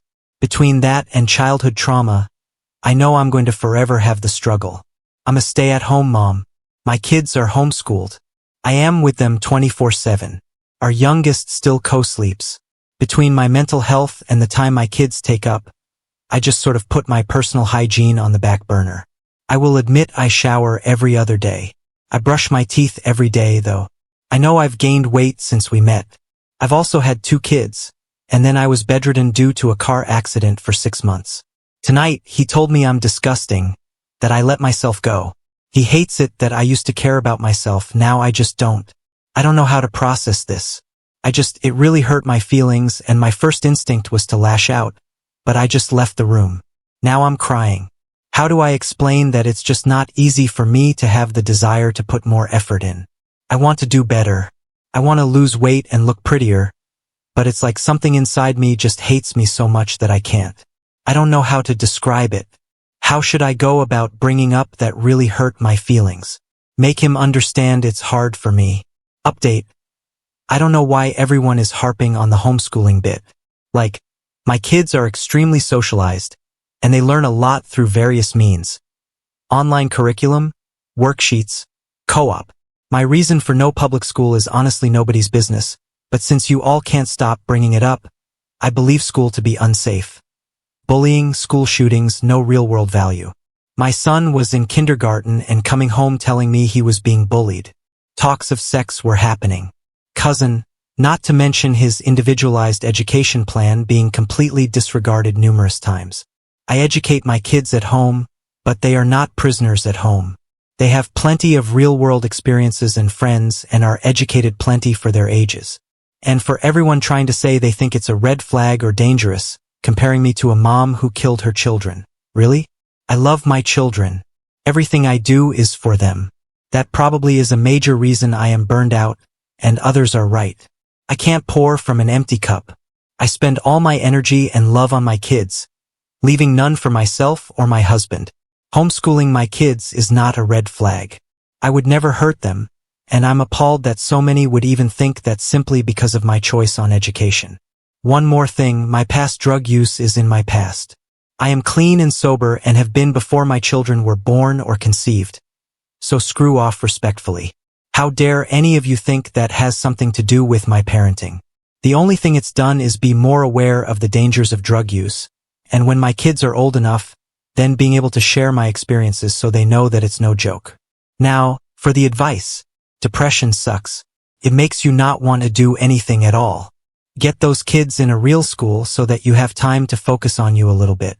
That was my first thought. Anyone in her position really shouldn't be teaching, doing her children and herself a disservice. She switched out drugs for having kids around her 24/7. Check out some books on codependency. You'll feel better about yourself when you start taking care of yourself. The kids need experiences outside what their mother provides. Social interactions and a proper education. Now on to the next story. Story 8. I, 27M, hurt the feelings of my girlfriend's 28F sister, 21F, while I was performing stand-up. Now my girlfriend won't talk to me. I'm a somewhat successful 27-year-old comic working my way up in the comedy scene in the city I'm living in. I'm dating a 28-year-old woman from here, and she is very supportive of my career, as I am with hers. She has a 21-year-old little sister that I think is a spoiled sorority brat, but I very rarely see her, so I pay her very little mind.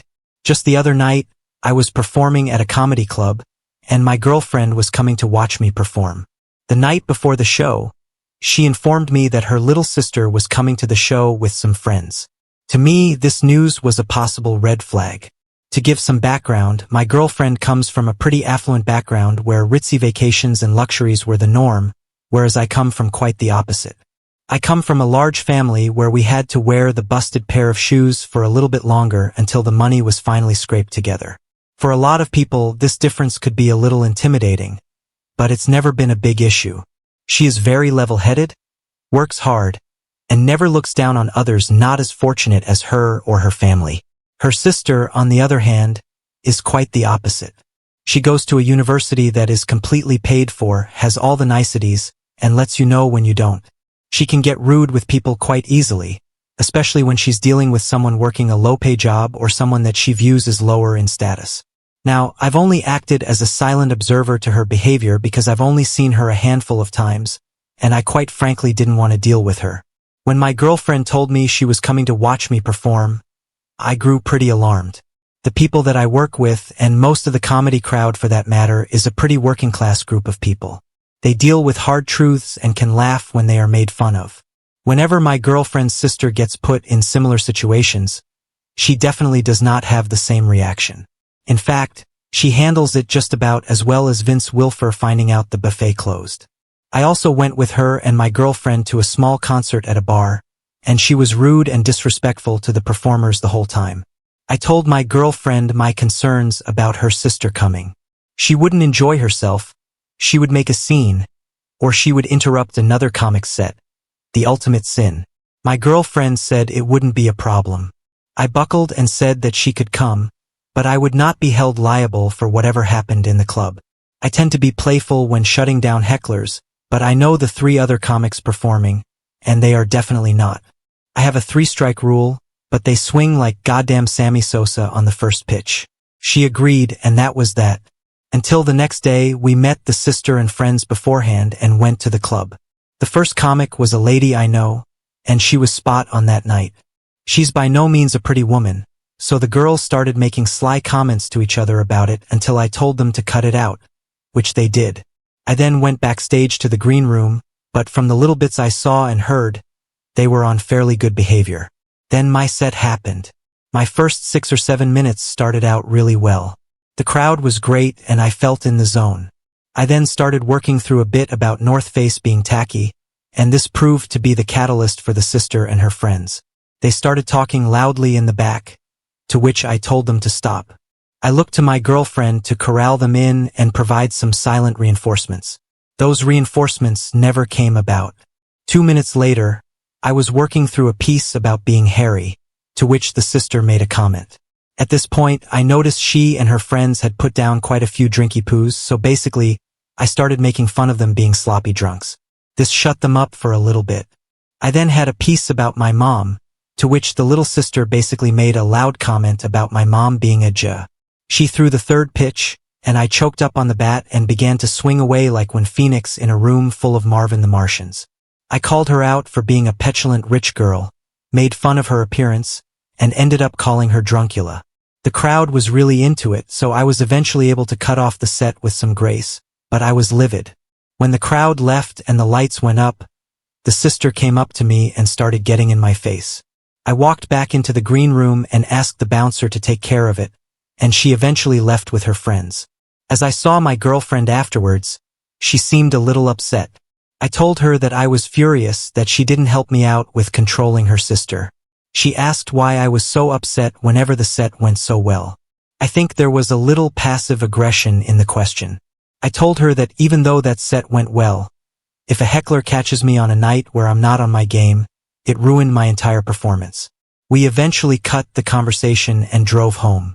The next day, my girlfriend's sister left a message for my girlfriend in tears about how the night went. She was upset at the things I said and wanted an apology. I told my girlfriend that was not going to happen, and I deserved an apology. Even though the sister doesn't view what I do as a job, that is my livelihood. If I pulled a similarly disruptive stunt in someone else's place of work, I would most likely be arrested. My girlfriend did not take to this well and hasn't talked to me for the last 2 days besides small talk at dinner. I think she may be upset about the rich girl comments I made to her sister. To be honest, I do get a little resentful when I hear the stories of my girlfriend's life of affluence growing up, but I never bring this up, and I never try to make her feel pity for the way I grew up. My question is, what should be the next course of action? I refuse to even look at her sister until she brings an apology with her, but I love my girlfriend, and not talking to her is killing me. How should I handle this nightmare of a situation? Edit. I'm sitting down this afternoon to talk to my girlfriend about the whole thing when she gets back from lunch. Her tone seemed fairly neutral on the phone, so I'm just playing it by ear until then. Update 1. Just a little clarification on my last post. At the show, I didn't use any personal information while stopping my girlfriend's sister from heckling. I just used what was visible. I didn't even mention that I knew her. I also should have mentioned that this show I was doing was a big deal for me. This venue I was at is the kind of place you perform at, and then shortly afterwards start receiving calls to do televised comedy specials. If I went overboard with the comments, it's because if I lost the crowd in this show, that could have been really bad for my career. That's not to excuse what I said or how I said it, just some background. So, a lot has happened since my last post about the aftermath of my girlfriend's sister visiting my comedy show on Monday. I was returning back to my apartment after doing a spot for a radio station. As I walked back in, I saw that my girlfriend's dad was there and waiting to talk with me. He had stopped by to say hello to my girlfriend, but apparently his real reason for stopping by was to talk to me. He's normally a pretty even-keeled guy, but he was definitely riled up that day. Basically, he wanted to talk with me about what went down at the comedy club the previous week. We sat down in the dining room, and I could tell this discussion would be a long one. My girlfriend's sister told him about the show, and he was justifiably upset that I called his daughter an a-hole. I stayed cool and just told him that I wasn't saying it to intentionally hurt his daughter's feelings. I was simply trying to get back control of my show and the audience. He kept on about how awful that was, and it sounded like he didn't get the whole story from his daughter. I asked him if I could give my side of the story, just so he had some frame of reference, to which he let me. I told him about her interrupting and heckling numerous times after my initial concerns. I said that I had gotten carried away with my choice of words, but I had to do that in order to keep the crowd.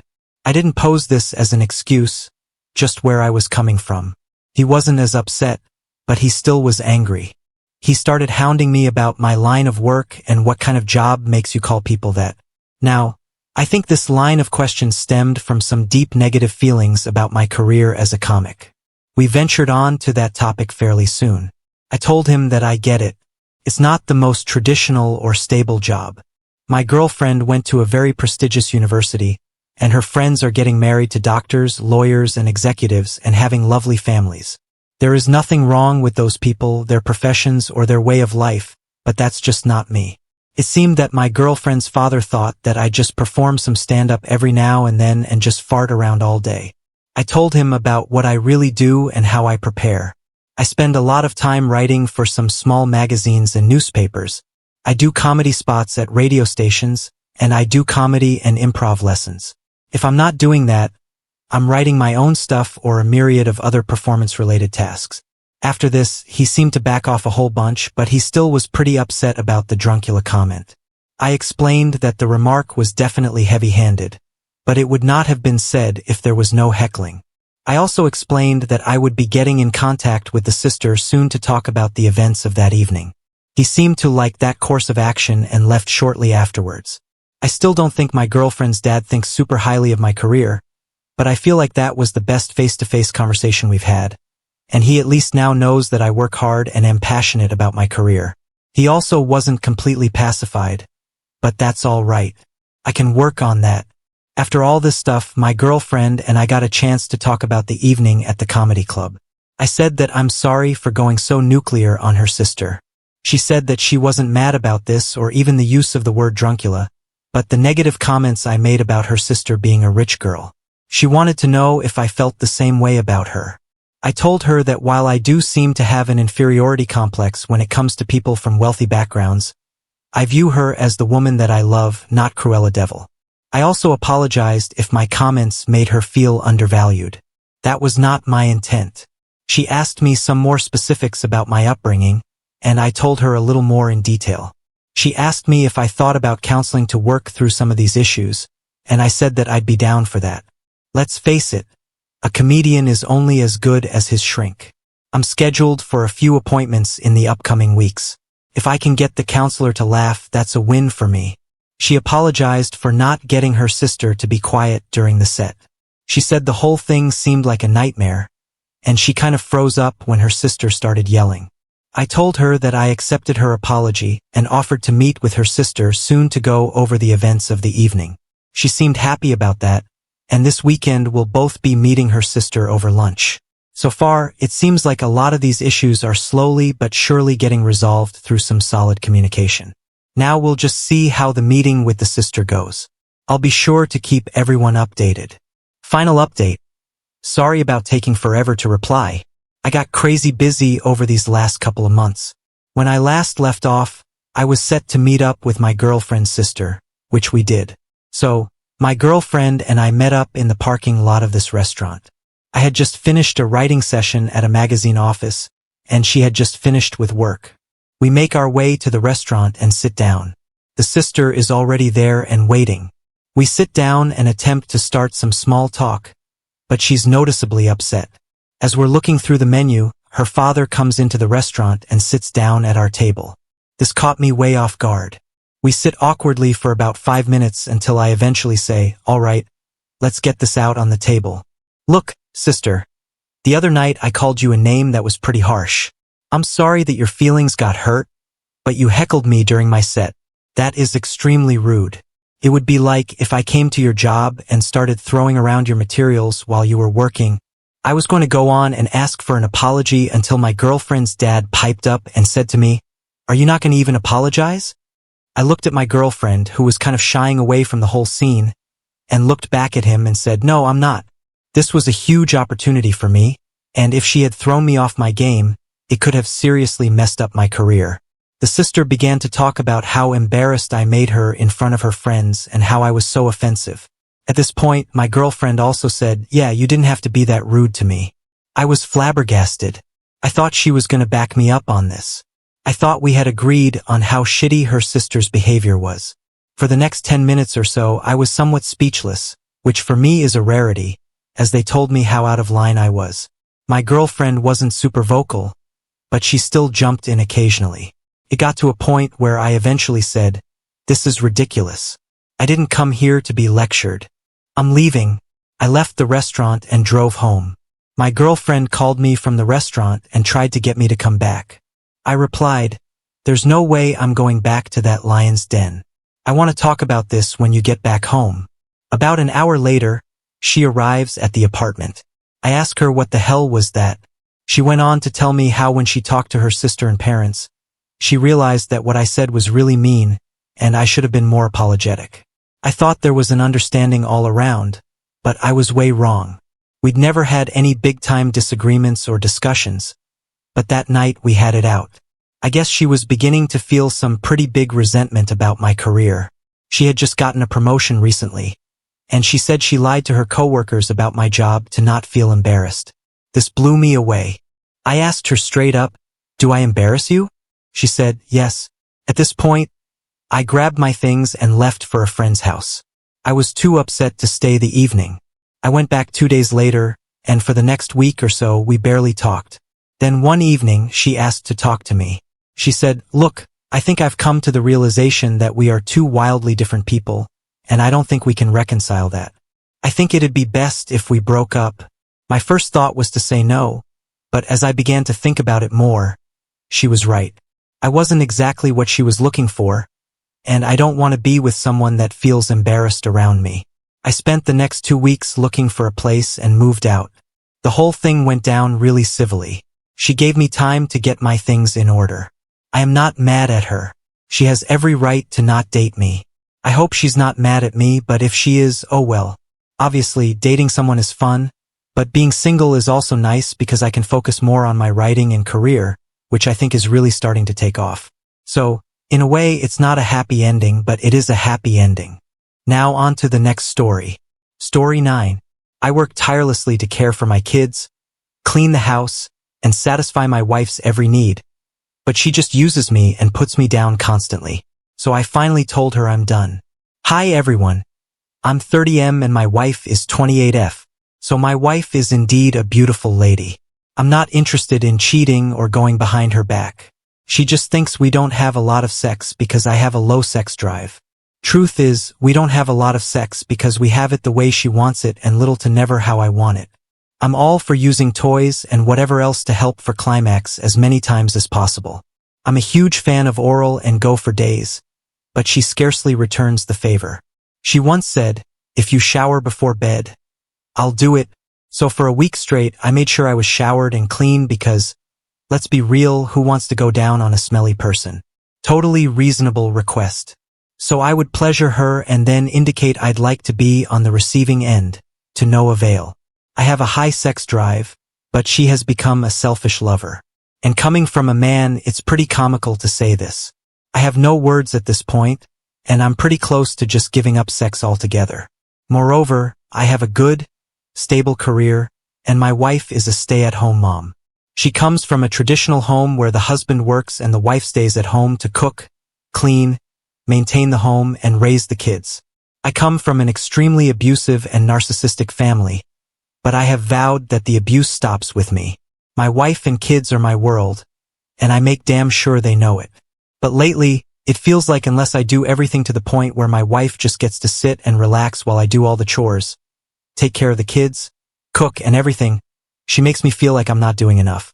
She calls it the bare minimum. It's not. I work my ass off tirelessly and constantly. We went to a counseling session where I said I feel like I have a babysitter and not a wife. That went over about as well as you can imagine. No matter how much sleep I get, it's not enough. If a kid wakes up, I'm the one who gets them. I'm exhausted. I need a break. I'm tired of being put down for everything. If I bring up an issue, it's twisted into something I did, and I wind up apologizing and trying to improve myself. Edit. Yes, I have talked to my wife plenty of times about this reciprocity issue. A lot of you guys said the same thing, which hey, emotional maturity is impossible to find. But yes, I am wide open with my concerns and more than just the sexual aspect of our marriage. Update 1. I made my signature dish because it was demanded by my in-laws that I make it. We go over for food and such. After we eat, I took a little snooze on the couch. My wife woke me up and said, "Hey, I need you to watch the kids. I'm going to have some wine." All right, no problem. So while she was drinking and playing games with her family, I got put on kid duty for all the kids. I'm also the fun uncle, so I didn't really care. I did care as my wife got progressively more and more intoxicated. When we left, I literally had to throw her over my shoulder while carrying both kiddos to the car. We got home. I made her drink water, got the kids around and put them to sleep, and helped my wife sober up a bit. We watched some TV, and surprisingly, she cuddled into me and thanked me for taking care of her and the kids. And she didn't mean to have so much wine. All right, I'm always pleased with self-awareness. Literally, just that little bit washed away any irritation I had. I carried her to bed and laid her down, got her some water and ibuprofen and a bucket just in case, and got her set up in bed. About 2 hours later, I heard my son crying, so I went to get him. He had some nightmares, so I got him settled down and put him back to bed. A few hours later, my daughter woke up because she peed through her pull-up. I got her back to sleep. When I got back into bed, my wife was awake. I asked what was wrong. Her response was, "I was drunk, and you didn't even try to do anything to me." No, because even if we are married, I'm not going to take advantage of you. That's pathetic. I laid back down, and she said, "If you want, we can have sex before you go back to bed." Mind you, this was 4:30 and I was beat and my mental fortitude was gone. And this is, in my personal opinion, not the correct way to respond. I said, "If you want to have sex, you're going to have to help me up first. I'm not aroused, and I'm not doing anything to get it going." She goes, "Well, I guess never mind." A couple of hours later, the alarm went off. I got up, got the kids around, and made my coffee. She comes out a few hours later, dressed, and says, "Why didn't you wake me up? You were up like 4 times with the kids. I was going to let you sleep. It's okay. You didn't even budge at my alarm this morning, so I figured you still needed to sleep. Why are you dressed?" She said the girls want to go Black Friday shopping and was wondering if I wanted to go. "Nah, I'll hang out with the kids and watch movies. They are going to have a rough day." And that brings me to now having a cuddly movie day with my kids who are tired. She's out shopping and I need another cup of coffee. Update 2. So a lot has happened since Thanksgiving/Black Friday. After we put the kids down on Saturday, I sat my wife down and told her for the first time she was going to listen to what I had to say, and she will not interrupt or say anything back. I explained everything, how I'm feeling so awful because of her lack of interest, because of her laziness, and how it's not okay to just simply not exist because I come home from work. I explained it's not okay anymore to be a selfish lover because I am too good of a man/husband to feel unworthy of love. The rest of the night, she didn't really say much. The following morning, I woke up suddenly to my kids playing in the living room. I instinctively ran out to see what they were into and how big of a mess there was. To my surprise, my wife was playing with them. She said she was sorry that she woke me up. She didn't realize how her lack of attention and interest was hurting me so much. So far, so good. Monday rolls around. I posted in the Dead Bedroom subreddit to maybe get some advice on how to get my wife more interested in having sex. Someone suggested maybe she was being a pain in the ass and using me going down on her as a way to get her rocks off. I didn't even think of this possibility, so I asked bluntly if that was what she was doing.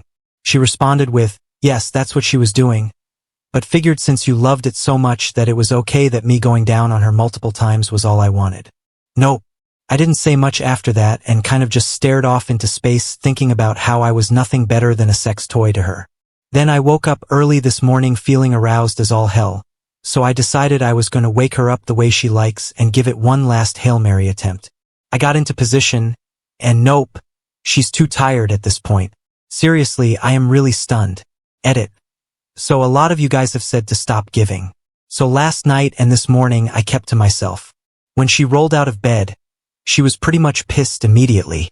She kicked a pile of small boxes that I had neatly put together to take outside for garbage day. She was tossing things that were in her way, had a short temper towards our kids. This did not fly, and you best believe Papa Bear came out and was saying nasty things as I was heading at the door because I didn't make her coffee this morning. Update 3. She canceled our marital counseling session without telling me, so we didn't go last night. She felt it was a waste of time when there was nothing wrong with our marriage. Took that time to deep clean my kitchen out of anger after my kids went down because I genuinely did not have it in me to even look at her. I refused to give her any sexual attention, and I can see the frustration on her face about it. I'm still holding strong, but it really sucks when that was literally the only attention that our marriage had anymore. Pretty much a single dad at this point. Update 4. It's been about 5 days since I did it, and my wife is acting short-tempered and cranky but has not initiated anything. Last night, we got into a big disagreement about some stuff, and divorce was put on the table. Not just because of our DB, but because of a plethora of other issues. I have also decided that I'm going to up my fitness. I've been doing boxing to enjoy the full-body workout, but now I'm going to do my best to become a certified D. If I can get super fit, and she still doesn't find me attractive enough to actually initiate, then I have no clue what else to do. Update 5. I am writing this sitting in my shower with tears of confusion streaming down my face after a pretty big fight. I told my wife to go sleep at her parents' house for the next few days. At this point, I'm emotionally, physically, and spiritually drained. A week before Christmas, we discussed with my in-laws taking the kids over to spend the day with them to have a day to ourselves with my wife. So I woke up early, got them dressed, fed, and out the door. Dropped them off at their grandparents', came back, and my wife was still sleeping. I immediately went to work by picking up the living room, vacuumed, made sure everything was nice and tidy. Went into the kitchen, put away the dishes that were washed the night prior, swept, mopped, and wiped down counters where I missed the night before. She came out around 9 a.m., asked where the kids were, explained, and was immediately met with annoyance. Asked why I would just pawn our kids off. They aren't her parents' responsibility. We've never asked her parents for anything, which is why they were actually excited to spend the day with them, etc. I made her a coffee and kept cleaning. Scrubbed the bathroom floor to ceiling every nook and cranny. Swept, mopped, cleaned laundry room from top to bottom. Put away all of our clothes. Cleaned both kids' rooms. You get the idea. She took a nap at 12 o'clock. Woke up at 4:30-ish. I had laid out a nice little date outfit for her so we could go out and have a little date. She told me she didn't feel like going anywhere. Fair enough. Let me cook for you. It's more intimate that way anyway. Made one of her favorites, was flirting with her the entire time I was cooking, opened a bottle of wine, and I came into the living room wearing a nice suit to see the outfit I picked out for her still on the counter. Okay, we ate and cuddled up watching a TV show for a little bit.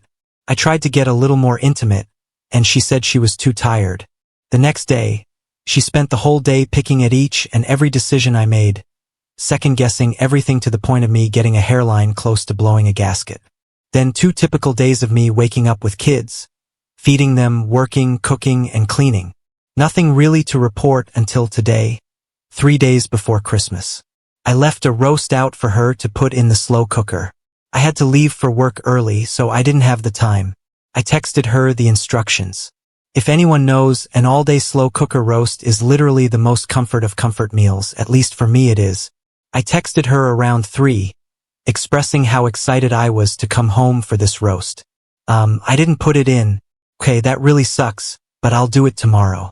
I asked her to just pull out the chicken so it can thaw out. She didn't even do that.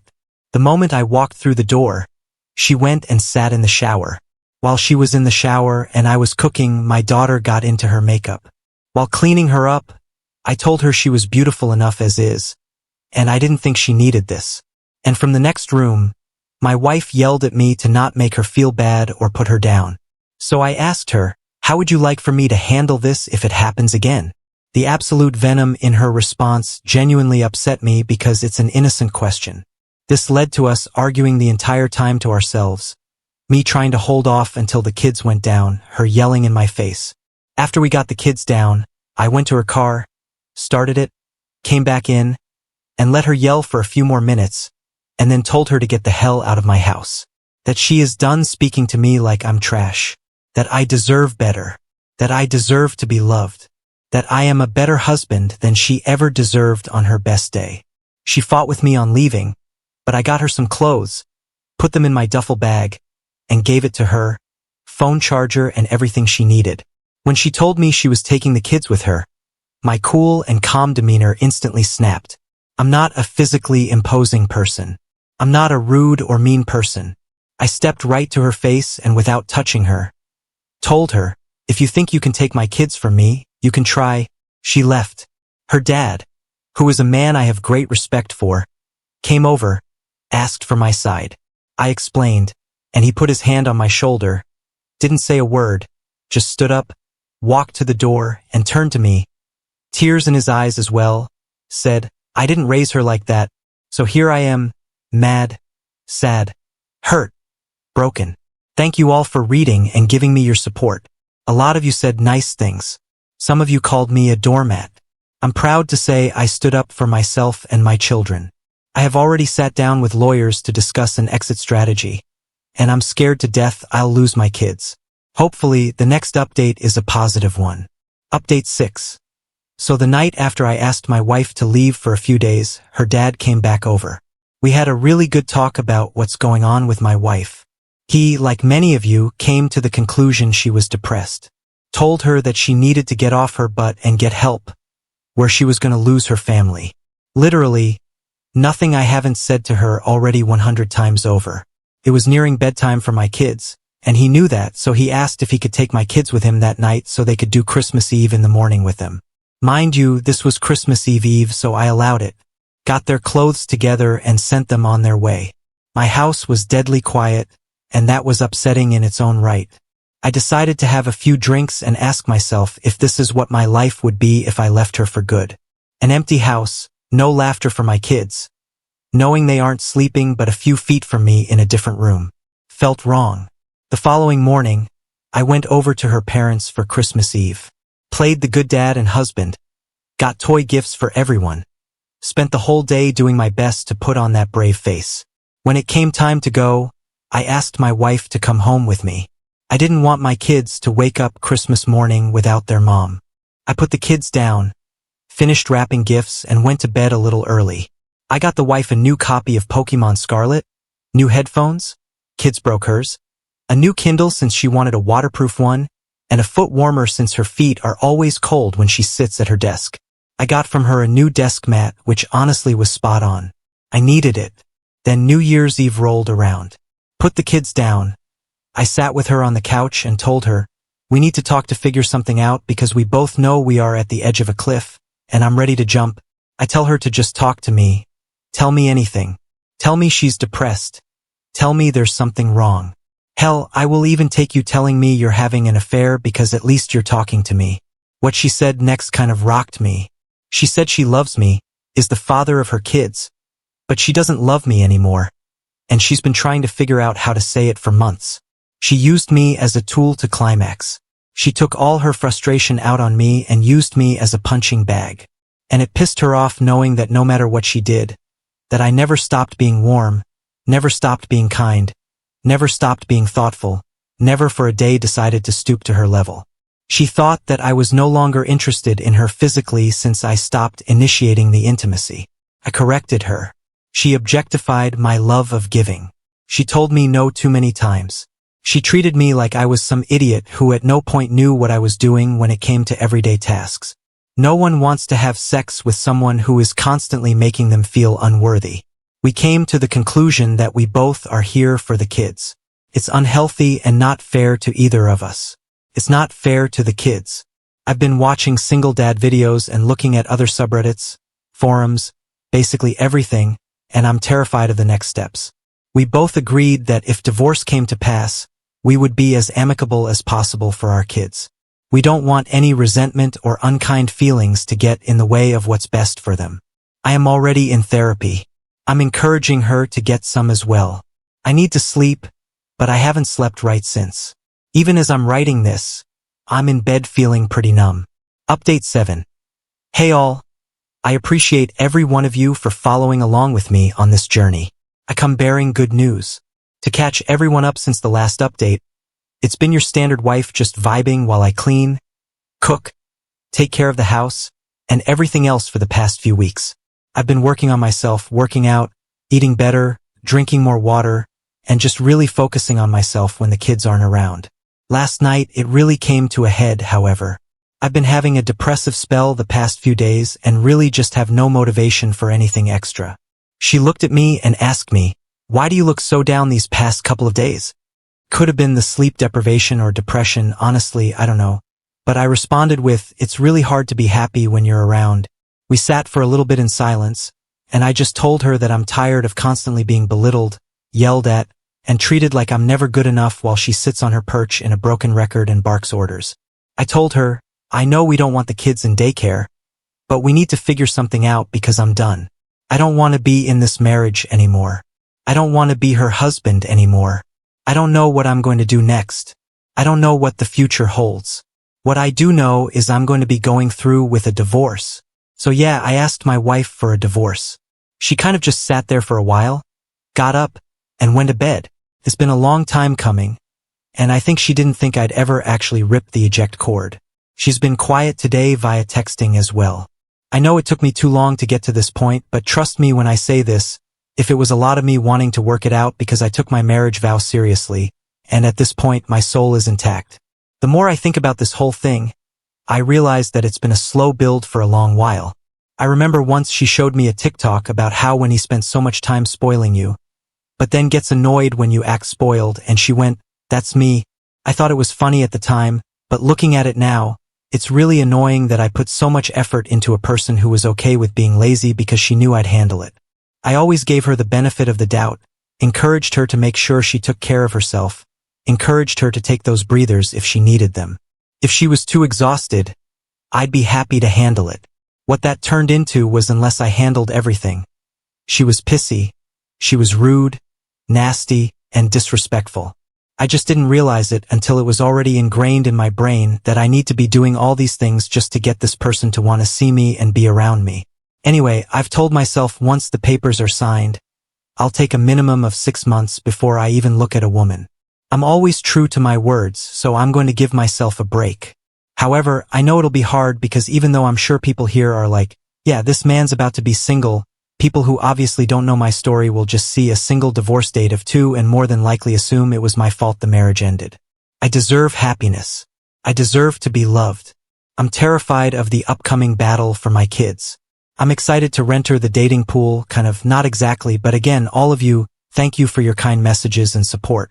We have reached the end. If you enjoyed this video, please be sure to like and subscribe to the channel for more videos like this. and give us your thoughts about the stories in the comments section. Thank you and see you in the next video.